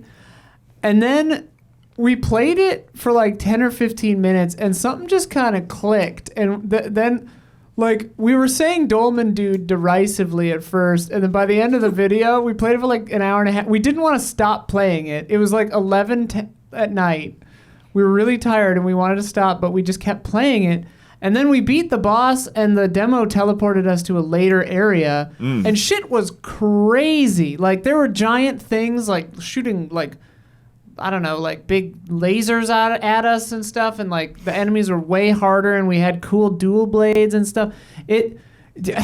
Dolmen, dude. I don't know, man. It definitely. I feel like if it's an 8, you know, it's a win for anime. But like, it's Dolmen, dude. I think I'm gonna let them play it first. Yeah, we'll let you know. I'll let them play first and not believe them. Yeah, I want it to be like Cassandra syndrome, where like Huber and I are just like, Dolmen, it's sick, and literally everyone else is like, no, we refuse to play it. Dolmen is ridiculous. Vampire the Masquerade's Swan Song is on PS4, PS5, Xbox One, Series X, and PC Epic Game Store. So yeah, probably Damn. Steam in a year. That's a real blow, man. Fuck. Then the 26 Sniper Elite 5, I don't think any of us have much to say about it. It's usually Huber It's a checks Huber out joint. those. Yeah, Yep. I've played a little of them. It's I fine. feel like the Sniper Elite games, like Huber just kind of like goes off into a corner, plays them, is like, yeah, these are pretty cool, and we'd never talk Yeah, about that's it. Yeah, nobody else is tempted. Yeah. No, I feel absolutely no temptation. Yeah. And then sometime in May, we don't know, but Trek to Yomi is supposed to come out. Yeah, this game was cool. I talked to Huber about it. He did a preview for us a while ago. It seems Yeah. cool. So 2D, Black and white. black and white, 2D Ghost of Tsushima. Yeah. Hell yeah, I'm down. Oh, yeah. Mostly side scrolling, but it does some like depth things here and there. Yeah. It's gonna be all combat, baby. Probably. My friend Leonard is making it. Oh, that's right. That's Yeah. exciting, yeah. AJ Locascio voices Han Solo in Trek to Yomi. Yeah. AJ Locascio is the Trek. Then June, we don't have a whole lot that we know about for June yet, but we got a few good ones. Like pretty much everything here is looking good. Mario Strikers Battle League. Hell yeah. Yeah, Hell yeah. That'll be fun. That'll be a fantastic group stream. I'm gonna have so much fun. But the problem is like every time I play, I'm gonna want to play it with you guys. So we'll probably just play it once. I'm never gonna play it by myself. But the thing. There are literally some group with stream games where I us. only need to play them once. I want to play this more than once. Yeah. We'll see. I mean, we'll see. We'll see. I was excited for golf, and it sucked out loud. That's so. true. Yeah, different developer. Suck. It sucked. It just was. It was not great. It was But fine. You need more from that from Mario Golf. It sucked. Okay, Dolman. Why don't you chill? Dolman, dude. Yeah. Yeah. But if Mario was a Souls-like, Souls Golf. There's somebody's making it. That could There's be that fun. roguelike Souls-like golf-like. Yeah, I mean, Mario Whatever it's Strikers called. is an interesting franchise because, you know, the GameCube game was just like so fresh and like such a different take on, you know, because again, we had Sports. golf and tennis and stuff, and Mario Strikers is just like, yeah, we're coming out here with short shorts and attitude. Like, what's happening? Yeah. yeah. And it got a Wii sequel, but like, I didn't play it. I don't know a lot of people that got into the Wii I don't know game. if I played it. I think I've only played the GameCube one. Yeah. It was a really cool moment for me because I had this friend in college. I went over. He's like, we got on the topic of Mario Strikers, and I had never played it in my life, and we played it, and I was like, this is awesome. Like, oh, so much fun. Yeah. It's next level games too, right? Yeah. Like that alone is a pretty good reason to be excited. Yeah, because they've just been getting better. Yeah. That's Yeah. the thing. You know, it's like they went from that, and then they've done the last couple of Luigi's Mansion games, and Luigi's Mansion to me is amazing. Yeah. Luigi's Mansion 3 it was is really good. fantastic. It's a fantastic game. Certainly better than Dolman. I don't know, man. I think Probably is. I think your story about how your friend in college, you know, was like, "Hey, Strikers, man." Yeah. Like a bunch of college kids is gonna be like, "Hey, you want to try Dolman?" They're gonna be like, "Oh, what's that?" Dolman, You know, dude. if that friend had recommended Dolman to me, I probably would be yeah, into right, it. right. Yeah. Well, and then you have like all the like crazy like special attacks and things like that for each character. Yeah, that's all cool stuff, Yeah. and probably unlockable And the like gear. crazy art style that you go into, yeah. Yeah. The Street Fighter. I think it's gonna be hype. So- I really do. yeah, it'll be fun. The same day, The Quarry. Shit, yeah, dude. right. Woo, The Until Dawn sequel you've been waiting way too long for. Yeah. Yeah. dude. IGN apparently just put up like 30 minutes of that game. Ugh. I'm waiting. I'm not gonna watch Yeah, that. screw off. Yeah, don't IGN. watch that. Don't watch I that. skipped through it a little bit. It's as far as I can tell. It's Exactly what you expect. It's exactly Just wait what you for expect. us to full play through it on the 10th, and then Yeah. it's gonna be. We have to sick. full play through Oh, that. we're In going to, PJs. baby. In Yeah, yeah. Oh yeah, PJs. PJ party for sure. And like 100%. get through our 3 6-packs of Japanese beer and 2 full sake bottles. Sake bombs. And we'll bring dude. some Capri Sun too. Yeah. Liquor and Capri Sun. We will feel so bad. The Quarry, dude. And inevitably someone will eat too many Skittles. Don. Isla. It's Island. It's Island. We're Isla. gonna get hot face. But yeah, go back from a couple episodes back, and we've said a lot more about this game. Very excited. Quarry, dude. Then we got like 2 weeks before we have anything else on the schedule. But then the Capcom Fighting Collection. Yeah. The real shit. Yeah. Oh, yeah, Yeah, dude. yeah. Oh, man. It's just a feel-good game, right? Yeah. Getting a bunch of Darkstalker games Yeah. and stuff. It's like, I don't think we even got that many over in the West.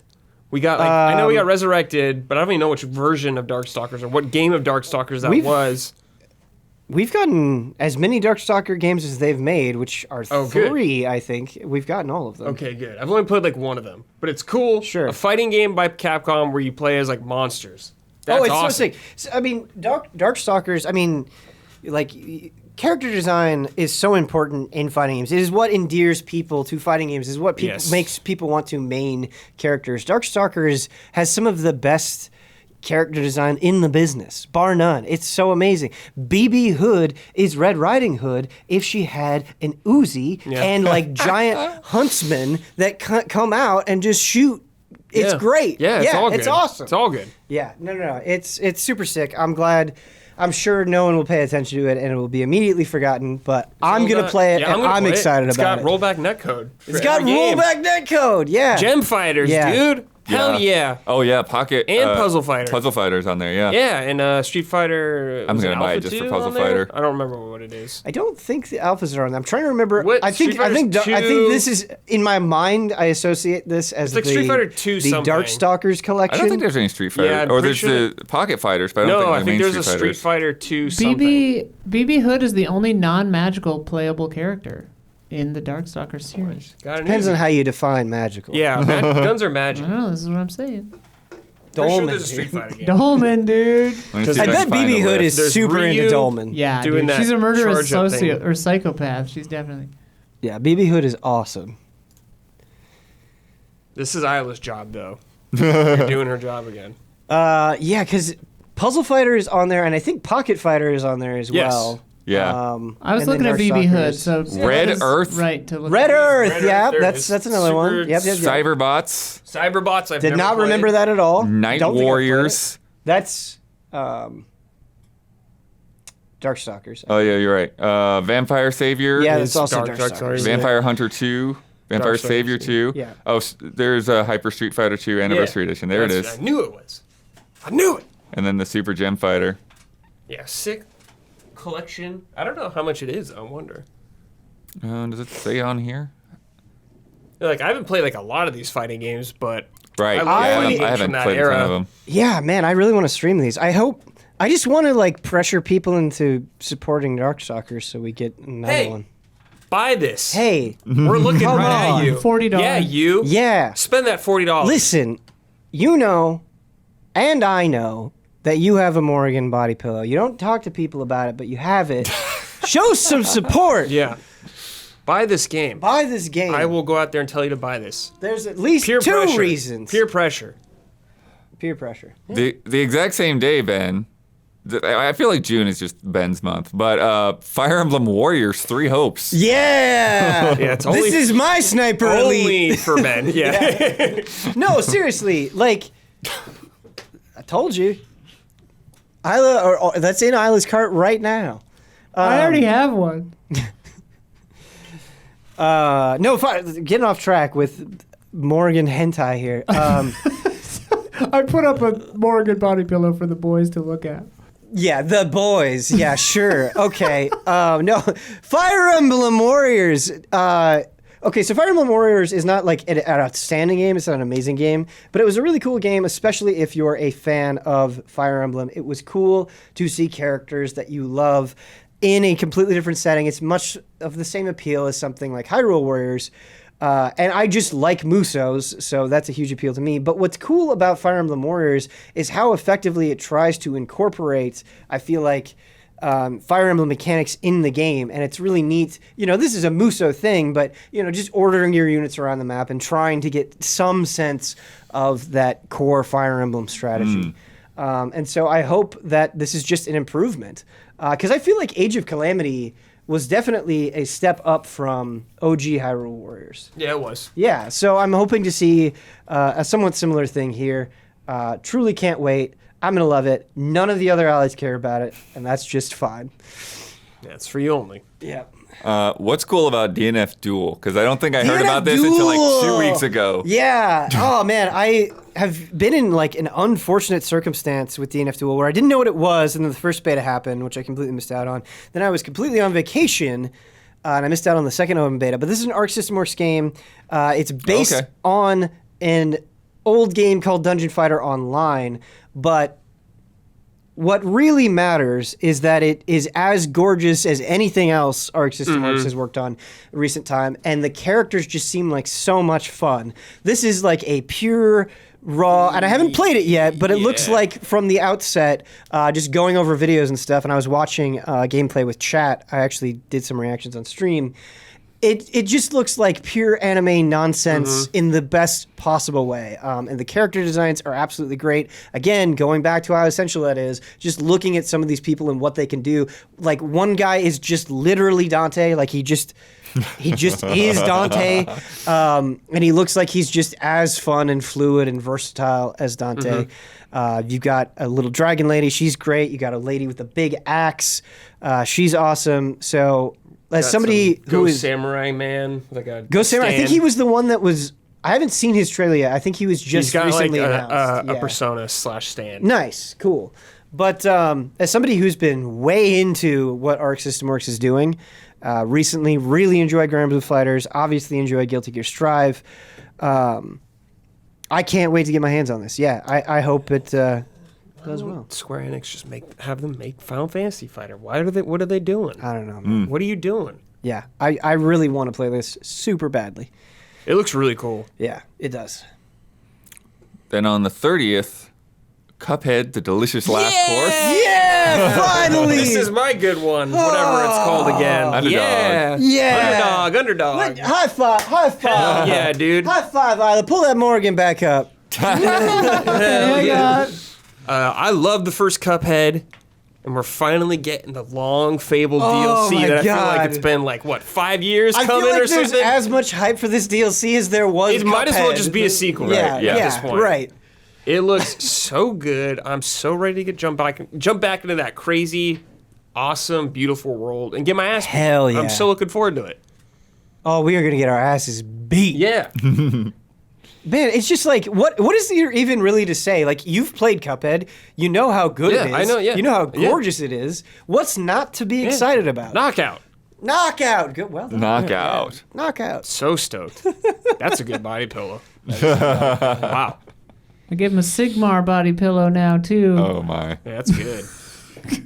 But And it in Dark does not Souls have 3, your when you, weapon. like, run off and, like, go attack the monster, and he's like, wait, what are you doing? No. And then the last one on our list, Monster Hunter Rise Sunbreak. So here's the thing. It's not an underdog. I couldn't put it as an underdog. Right. But, like, come on. It's an my overdog. number Yeah, one. it's your number one. Yeah, like, come on. I didn't even put like a whiff of my own stamp approval on that. Yeah. Because I knew I'm like, Ben's got this covered. No, it stamps itself. Yeah. You should.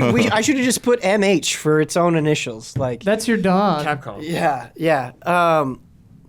Sunbreak, like, Monster Hunter Rise is such a fun game, and it like all the new mechanics that it has are so wonderful. It has such a good vibe, but it really was lacking in post-release content. It just was, and I've already said this. I'm just repeating myself at this point, but I was going to say Icebreak. I was going to say Icebreak, but Iceborne was So an incredible expansion. So it fun. really was. Like it added it. so much to world, which was not lacking. And so I'm really hoping that, because like Iceborne in a way was basically Monster Hunter World like 1.5. Yep. It was almost sequel levels.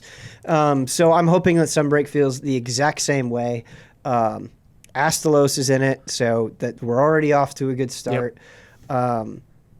Yeah. there any What else is weapons? there to say? No new weapons. Okay. No new weapons. It's probably just redesigned mechanics for them, like Iceborne, like a few new tweaks. Yeah. Oh, yeah, for sure. No, they've talked about that. There was actually, if you watched the showcase, I'm glad you brought this up, Brad. They mentioned mechanics in the showcase that they did recently, but they don't actually go into any detail in the mechanics. However, there's this weird, like, Ultra Instinct looking clip in the showcase where you're like in a demon form, and it's not dual blades. It's like, it's more extreme than that is what it looks like, and maybe it's just dual blades with some So it's crazy just, armor. you get double trigger. Yeah, it looks like a Devil Trigger type of Yes. thing. Okay. And so I'm like, is that the new mechanic? I'm hopeful, because that would be wild and fun. Who knows? Also, this coming out gets us one step closer to Monster Hunter World 2. Gets us one step closer to Monster Hunter World 2. Because like that's happening. 100%. Which should launch on the PC platform, Day and please. date. Right. And have cross-save. Cross everything, should be Cross-save, Yes, cross-plays. Come on. We've supported you well, Capcom. It's time to Cross everything. cross everything. Yeah, it was such a disappointment when they said the PC version wasn't going to do any cross. I know. Because I It want is, to play on yeah. PC, but I don't want to redo everything. Right. You know what's gonna have cross on, man. progress? It's so worth it. It's so worth Dolmen. it. Dolman. Yeah. I actually don't know if that's true. I was just Okay. making Dude, that okay. up. playing- It's like out on one platform. Cross-save. It has cross save with PC and Steam Deck. It's only on its own thing. Yeah. You get the Dolman deck, Dolmen, and then dude. it, What a weird name. why did they call it that? It's so I don't know. stupid. Dolmen. Dolman, dude. Also this week, another game announcement. Return to Monkey Island is coming this year. Cool. Crazy. I always want to play those games. Yeah, Never have. that's the main reason we didn't make it a main topic. Is none of us have really dug into the series? I've played a little bit of Monkey I've Island, played and a it's little. great. Then why did you just play a little bit? Jones loves them. Because I was at the time I was playing with my girlfriend, and she was in a different college than I was, so we could only play when we were together. You know, one of the. So yeah, there you go. Totally That's my understand out. Should have fished it on your own. Blame it on women. Clip it. Oh, yeah, Don, The, put that down. The 146.50. God damn it. Coming from Ron Gilbert and Dave Grossman, who both worked on the original, and Devolver Digital is publishing, picking up from Monkey Island 2, which released in 1991. Wow. I have not played Monkey Island 2. I think I've just played it. And includes Dominic Armato, the original voice for Guybrush Threepwood. Whoa. Yeah. Whoa. This is This is a This real is deal. like- Coming this year. like I feel like this is like the PC adventure game equivalent of a Shenmue 3 kind of, you know? Mm-hmm. Yeah, I'm very curious as to like how it's going to play and everything. But very cool. An update to Horizon Forbidden West lets you turn off pickup animations when gathering materials. Really? Yeah. Wow. That would have made things so much better if I could have done that. That was one of the things that turned me off to this game instantly. And also Donkey, like, talked about it for like a minute She straight. picks up everything. You gotta take for goddamn ever to pick up everything. This is 2022. Yeah. Ubisoft announced that they will not be producing any more updates for Ghost Recon Breakpoint, including the NFT. What?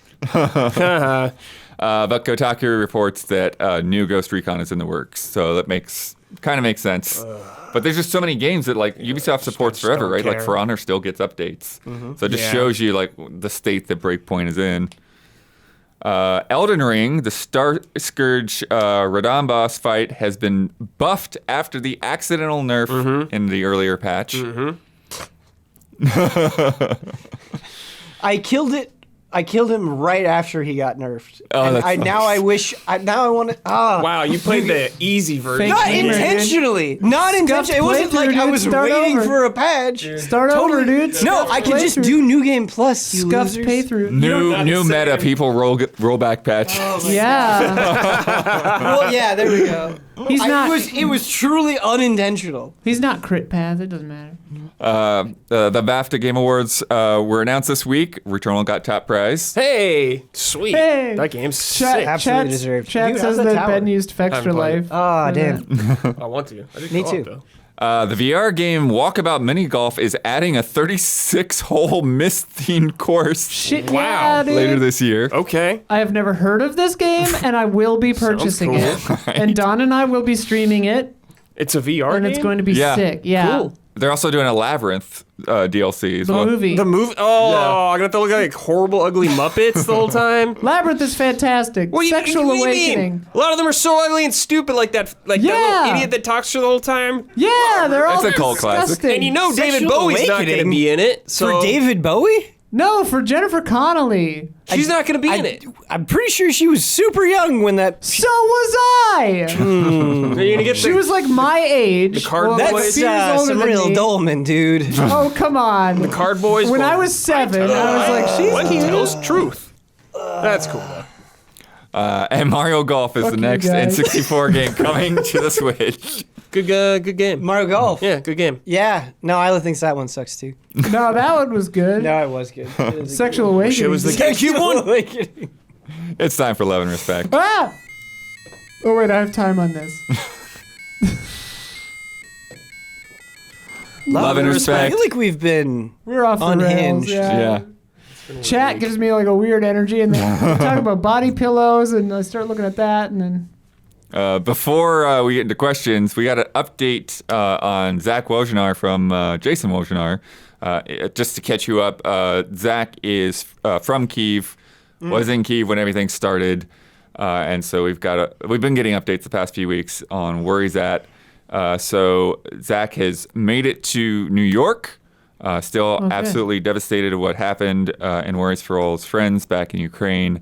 And then if you go to the Love and Respect post, there's just some updates on where the conflict is at and everything, as well as just an ask to keep sending your love and support to Ukraine.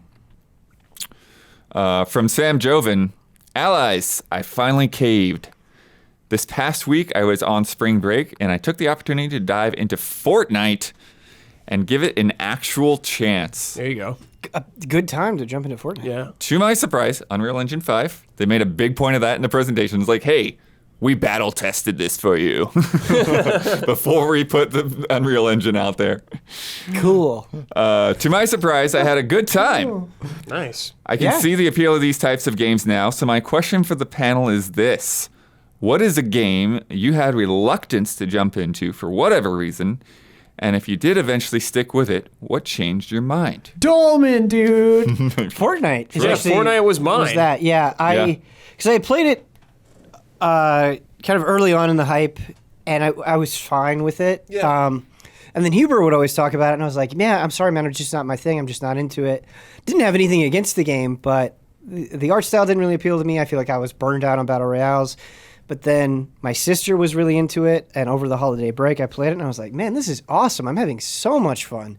And so that was a game that I feel like I was completely unfair to, that I have not been able to stick with just because there's so much, but would be happy to jump back into it anytime.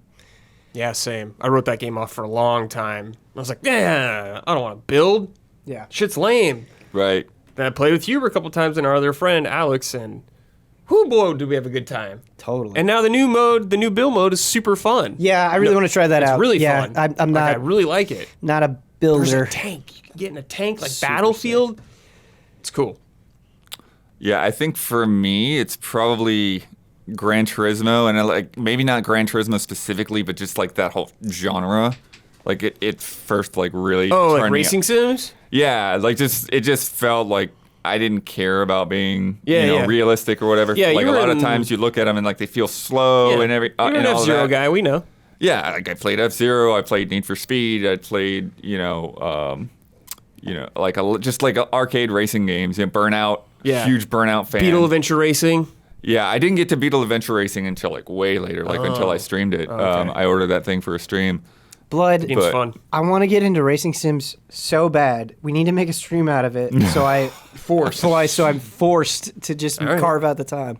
Really do. But yeah, I think it's just like one of those things where like you get into the rhythm of it and the practice and just learning, all the mechanics behind it. I feel like racing sims give you a very similar level of satisfaction to fighting games, where like learning a character and learning a track, like not that different in terms of like just the mental battle you go through. Just pulling off something clean. Yeah. Feels real good. Yeah. Wrecking other cars feels good too, though. Yeah, totally. Absolutely. Did you ever play MotorStorm? Yeah. I liked the first one. It was cool. Yeah, I didn't get into it until a little bit later. Yeah. But The yeah, Apocalypse or whatever. not Apocalypse, but I do like Apocalypse, and it doesn't get a lot of love. I don't think most people talk about the first two games, but the Pacific Rim. Oh, or I never whatever, played that. Yeah, the Jungle one. Oh, okay. The second game Cool. is where I got into it.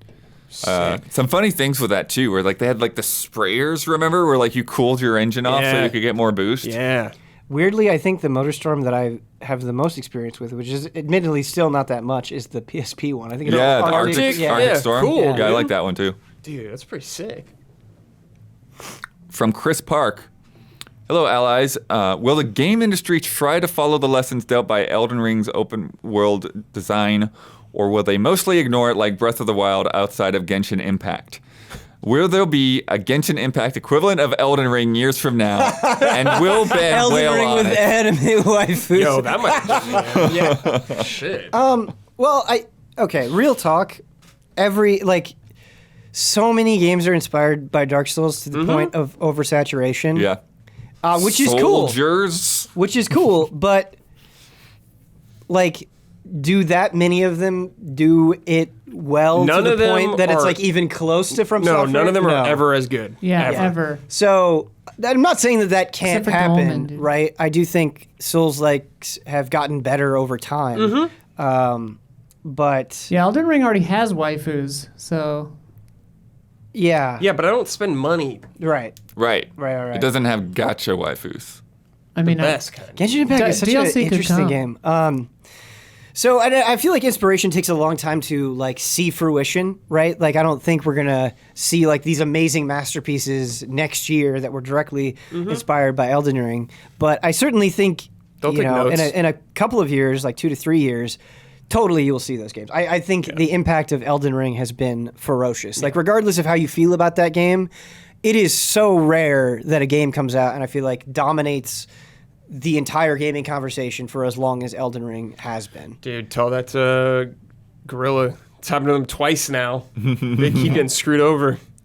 Who is the next author to get To Well, be part of it. Bandai Namco has said Yeah. that they sent Brandon Sanderson, the author of Wheel of Stormlight Time. Archives, and he finished Wheel of Time. Oh, okay. But they sent him because he had jokingly said like, "You went with Gurm and not me." Like, you know, blah. He's like he jokes a lot, but Gurm did nothing. he's played on Elden every Ring. From game. Yeah, Gurm did nothing. He wrote Gurm- like 6 names on a napkin. Gurm and they all are- maybe got in his car and went to the bank, and I think Yeah. that is the most. Well, and he put named into every Elden character Ring. after himself, and then that was it. Yeah. He did, there is no trace. Come I think on. that story might have been debunked.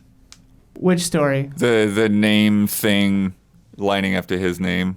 Oh yeah, I mean, he like said that. He's like Every character why- starts with G, R, or M. I Yeah, mean, I don't. I'm just saying he's like he says like I don't need to do that. My name's on the game already. Like my actual name's well, actually then on it. then it's like it's even funnier if it was unintentional. Yeah, well. I was thinking about that while I've been reading The Expanse because the author's Oh, yeah. name is James and James Holden is the main character of The Expanse, and I was True, like, why'd true. you do that? Okay. You know who I want the next? I want the next author from software collaboration to be R.L. Stein. Dude, That's a good one. that's a good R.L. pull, dude. Stein. Goose souls. Goose Souls. Goose Souls, dude. Is he alive? Yeah, I think so. Dark bumps. Is Michael Crichton still doing new stuff? Who? Michael Crichton is dead. Oh, I didn't Yeah, know R.L. that. Stein's still alive. Okay. There R.L. was a Goosebumps Stein. movie recently. Yeah. R.L. Stein is 78 years old. He lives Yeah. he's born in Columbus, Ohio. Michael Crichton died years ago. Okay. R.L. I didn't Stein, keep up. baby. I hope he just teams up with someone like, extremely unexpected, like James Yes. Cameron. Yeah. Oh my god. Yeah, he died in 2008, Michael Crichton. Oh my god. A James Cameron team up would be. Oh my God. Can you imagine the like hour-long stage presentations James Cameron will have for his upcoming From Software I collaboration? thought you were going to say the hour-long stage presentation that Don will give about James Cameron. Don will be a No, part of it's it. but yeah. it's not Yeah. a James Cameron FromSoft collaboration. It's a James Cameron waifu game inspired by Elden Ring. I don't think James Ah. Cameron knows what a waifu is. Maybe he does. Maybe. I mean, he has Yes. enough ex-wives to he knows what ex-waifus are. Bazinga. Hey, that's the better joke. There we go. Let's play a game.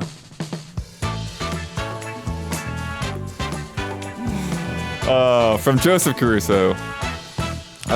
This game is called Old Relative or Relatively Old.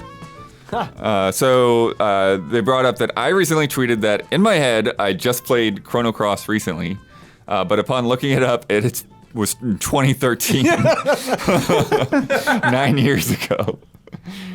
So this reminded them of their obsession with how we experience the passage of time relatively as we age, especially when it comes to video game releases. As an example, if you're around my age of 37 when Mario Galaxy released, the release of Mario 64 probably felt like a lifetime ago, but that was only a gap of about 11 years, which maybe sounds right to you until you realize that Mario Galaxy came out about 15 years ago now. Honestly, I think the deluge of remasters and remakes has completely messed with our perception of when games came out. Yeah. Right. So for this game called Old Relative or Relatively Old, they're going to list 2 video game titles at a time. The first will be the more recent release, and the second will be the older release. And it's up to the panel to guess if the time gap between now and the first game's release is larger than the time gap between the releases of the 2 games. Okay. So I think I get it. yeah. So let me see if there's an example here. So in the case of Mario Galaxy or Mario 64, if the time gap between now and the first game is larger, say Mario Galaxy is relatively old, but the time gap between the first game and the second game is larger, Mario 64 is an old relative. Okay.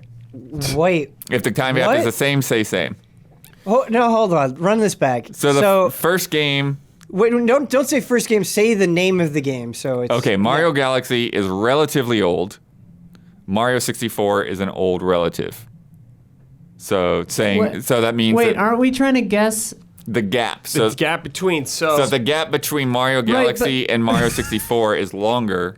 Then what? The gap Yeah, between we what could two probably games? just say the first one or the second one. Right, but we're not doing both for each game. One pair is either relatively old or an old relative. Right. Right. So if Okay. the gap between the latest game and now is longer, it's an old relative. No, it's No, that's relatively old. And if yes. the gap the between the latest games, game. So yeah. The gap is the latest game would be like Mario Odyssey, but the gap between Mario Odyssey and now versus the gap between Mario Galaxy and Mario 64. right. Yeah. Okay, because it would be 3D Mario games. Okay. I got you. Right. Okay, so the first one, Donkey Kong Country Returns, or Donkey Kong Country 3.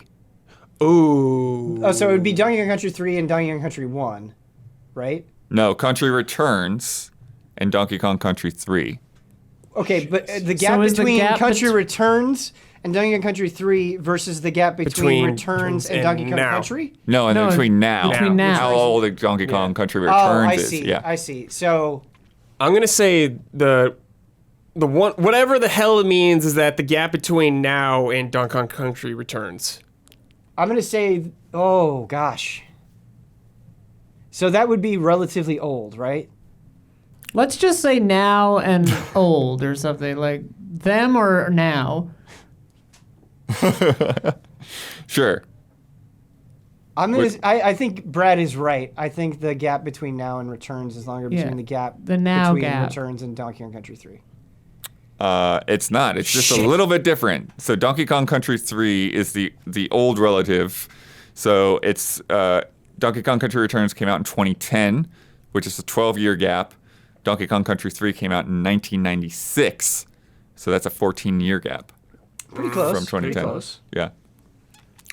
Mass Effect Andromeda versus Mass Effect 3. Versus Andromeda now, right? Right. Yeah, whichever one was later and now. Versus So I think each it's other. relatively old.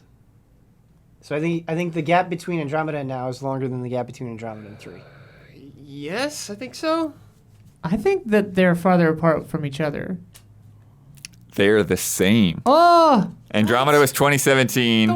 They can't Mass be Effect- exactly the same. There has to be at least days of days. difference. well, I mean, because time has passed since this was written, it's definitely now then. Just don't do it. They can't be the same. No, they're only doing years. So, All right. Okay. All right. Mario Galaxy 2 versus Mario Sunshine. Oh. Oh man, ooh. I think gap between now and Yeah, Yeah, I think yeah. relatively Galaxy, old. I think relatively between Galaxy old. 2, yeah, Yeah. for sure. Yeah. Yep. Yeah, it's been 12 years since Mario Galaxy 2, which came out in 2010. I feel like Mario Galaxy 2 is one of those games where I feel like, because I played it when it came out, Right. and that does not feel that long ago. 12 years. Yeah. What is my life? And Mario Sunshine came out in 2002, so that was only 8 years. Kill me. Kill me. Deus Ex Human Revolution versus Deus Ex. Was that the first one, or was Mankind Divided the first one? I can't remember. No, Mankind Divided was the sequel. Yeah. Oh, okay. So, Human Revolution, I think, came out in 2009 or 2010, or maybe 2011. One of those 3 years. And Deus Ex came out in 1998, Oh. I think, or maybe it was a little later than that. I'm gonna say the newest game was longer apart, further apart. They, I think old relative. they're the same. They're not the same. Stop doing They're this. not. That cannot be true. It's 11 years since Deus Ex Human Revolution, which came out in 2011, and then the original Deus Ex came out in 2000. Okay, So it's 11-year gap When I said between each. 1998, I was, and Brett said it was a little bit later. I was like, oh, maybe it was 2000. Okay. Yeah. This one's interesting because it's not the same franchise. Dead Space 2 versus Resident Evil 2. Resident Evil 2 what? Resident Evil 2 was definitely 1998. And then Dead Space 2 was 2010, I'm almost certain. So that would be a 12-year gap. So it would be the same. You got it. Stop doing the same, man. I didn't write it. I will say that's the last one that's the same. Okay, thank God. You're like one of those. Yeah. You get one more of those. The Legend of Zelda Twilight Princess versus The Legend of Zelda: A Link to the Past. 1992 or 3 or 1? I think it's 1993 1, 2, or 3? is Link to the Past. Do they count which region it came out? No, they're all North America. Okay. So if we assume that Link to the Past is 1993, and you said Twilight Princess was what, 2006? So that would be 13 years. 2006 to 2022 would be longer, so it would be relatively old. Relatively old. Yeah. Twilight Princess, you're a little off on the year. 1992 was The Link to the Past. Okay, But, close. But yeah, 16 years since Twilight Princess somehow versus 14 years between them. I remember that night distinctly getting that game, and it was 16 years ago. Oh my God, dude. I remember a lot. Dude, It's wild. going into, I think it was a Software Etc. at the time, and them having a demo for a new fucking Zelda game on their hype new console that had brand new controls. I was like, it was almost a Mario 64 moment for me. Yeah, it was crazy. Paper Mario versus Donkey Kong, the arcade cabinet. Okay, I'm pretty sure Paper Mario was 2000, I want to say. I think it was a later N64 game. Okay. It's like 22 years for that. And Donkey Kong... 22 years for that. I think the original Donkey was Kong... Was it like 79? Well, because 1985 was the NES, Yes. so it was before that, so I want to say it was 83 or 84. So let's say 83 for the original Donkey Kong. So that would be 17 years versus 22 years. So I'm going to say the gap between Paper Mario and now is longer. Yeah. Is longer. Yeah. Yeah, it's Paper Mario. The Donkey Kong was 81. Okay, still So, not. yeah, still 22 not bad, years not bad. versus 19 years. Yeah. And then the last one, Half-Life versus Pong. Oh God, when did Pong come out? 1978. It's like 78, 79, something like that, I feel like. And It might even be Half-Life... earlier than that. Half-Life was like what? Half-Life was 98. Half-Life, I guarantee you, Okay, Half-Life was 98. All right, Yeah, all right, yeah, all yeah. right. So 98 versus, let's say it's 98 and 78. That'd be 20 years, which would mean the gap between 1998 and 2022 would be longer, so it would be Half-Life. Yeah. It's Pong. Oh, when Yeah, did so was come out? Pong like 74? They listed 72 for Pong. Yeah, Yeah. that could be right. Dang. I know it was 24 years 1970 versus something. 26 years, Yeah. yeah. Okay. Crazy. Yeah, that one was tricky. I don't remember when Pong came out. It's time for bets. This week's bet. Back 4 Blood's Tunnels of Terror DLC releases on April 12th. As we said, and that update, there's going to be a free update that includes a new No Hope difficulty.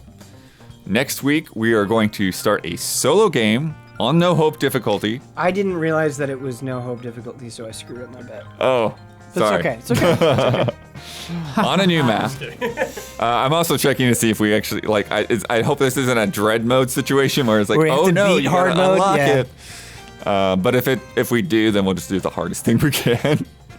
But we're gonna progress forward through the level as much as we can without using any weapon. So basically, you're gonna try to get through the map. If you have to jump over things, you have to climb things, then that's what you'll do. How long will we survive? Brad. 1 minute. 1 minute, even. Ben, 7 minutes. Holy shit. 7 minutes. That's- Yeah, again. Ben's a pro. Could happen. I don't know. Yeah. Probably not. Isla, 42 seconds. 0:42. Guess I have the high. Maybe.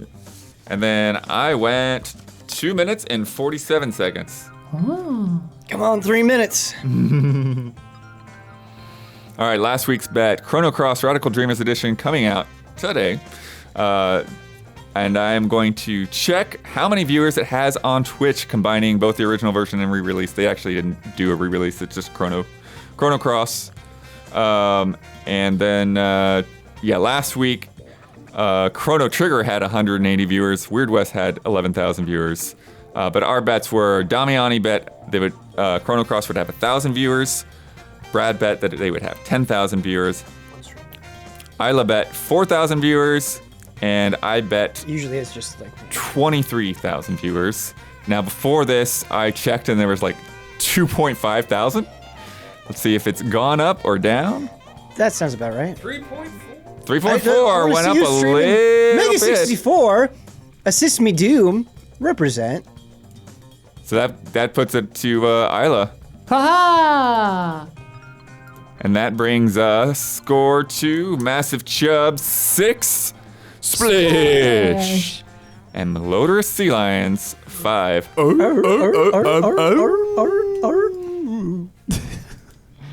Let me tell you about patreon.com/easyallies.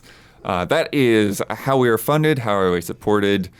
Basically, rather than charging you to watch our videos, you can go there and voluntarily see things. Voluntarily see things. Voluntary see. Yeah, What? we might Leave need to it cut there. around that. That was No, that was leave just it. weird. Leave it. Yeah, leave it. Okay. Leave it. You can go there it and rolling. voluntarily see things. Sometimes I see things involuntarily. Yeah, all the time. Yeah, I don't love it. But Patreon is how we're funded, and so you can fund us voluntarily at whatever level that you would like, and then other people get to see these videos as well. At the $1 tier, you get to see this podcast with no ads and with 2 extra love and respect questions. And then at the $5 tier, you get this 2 days early. You get to watch this on Friday instead of Sunday, and you get to submit to Love and Respect. And then at the highest levels, we have shout-outs, and we have several shout-out tiers. We have a shout-out, we have the Everything Producer, we have the Goddess tier at the very top.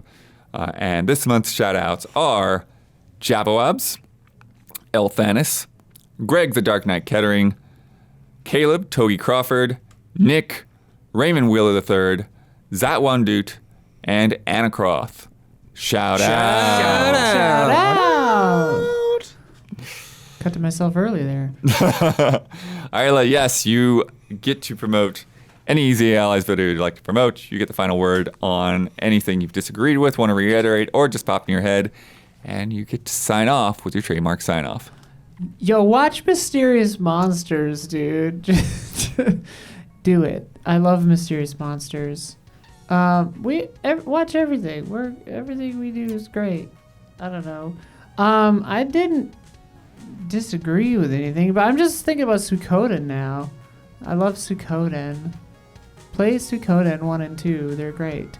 Good night and good game.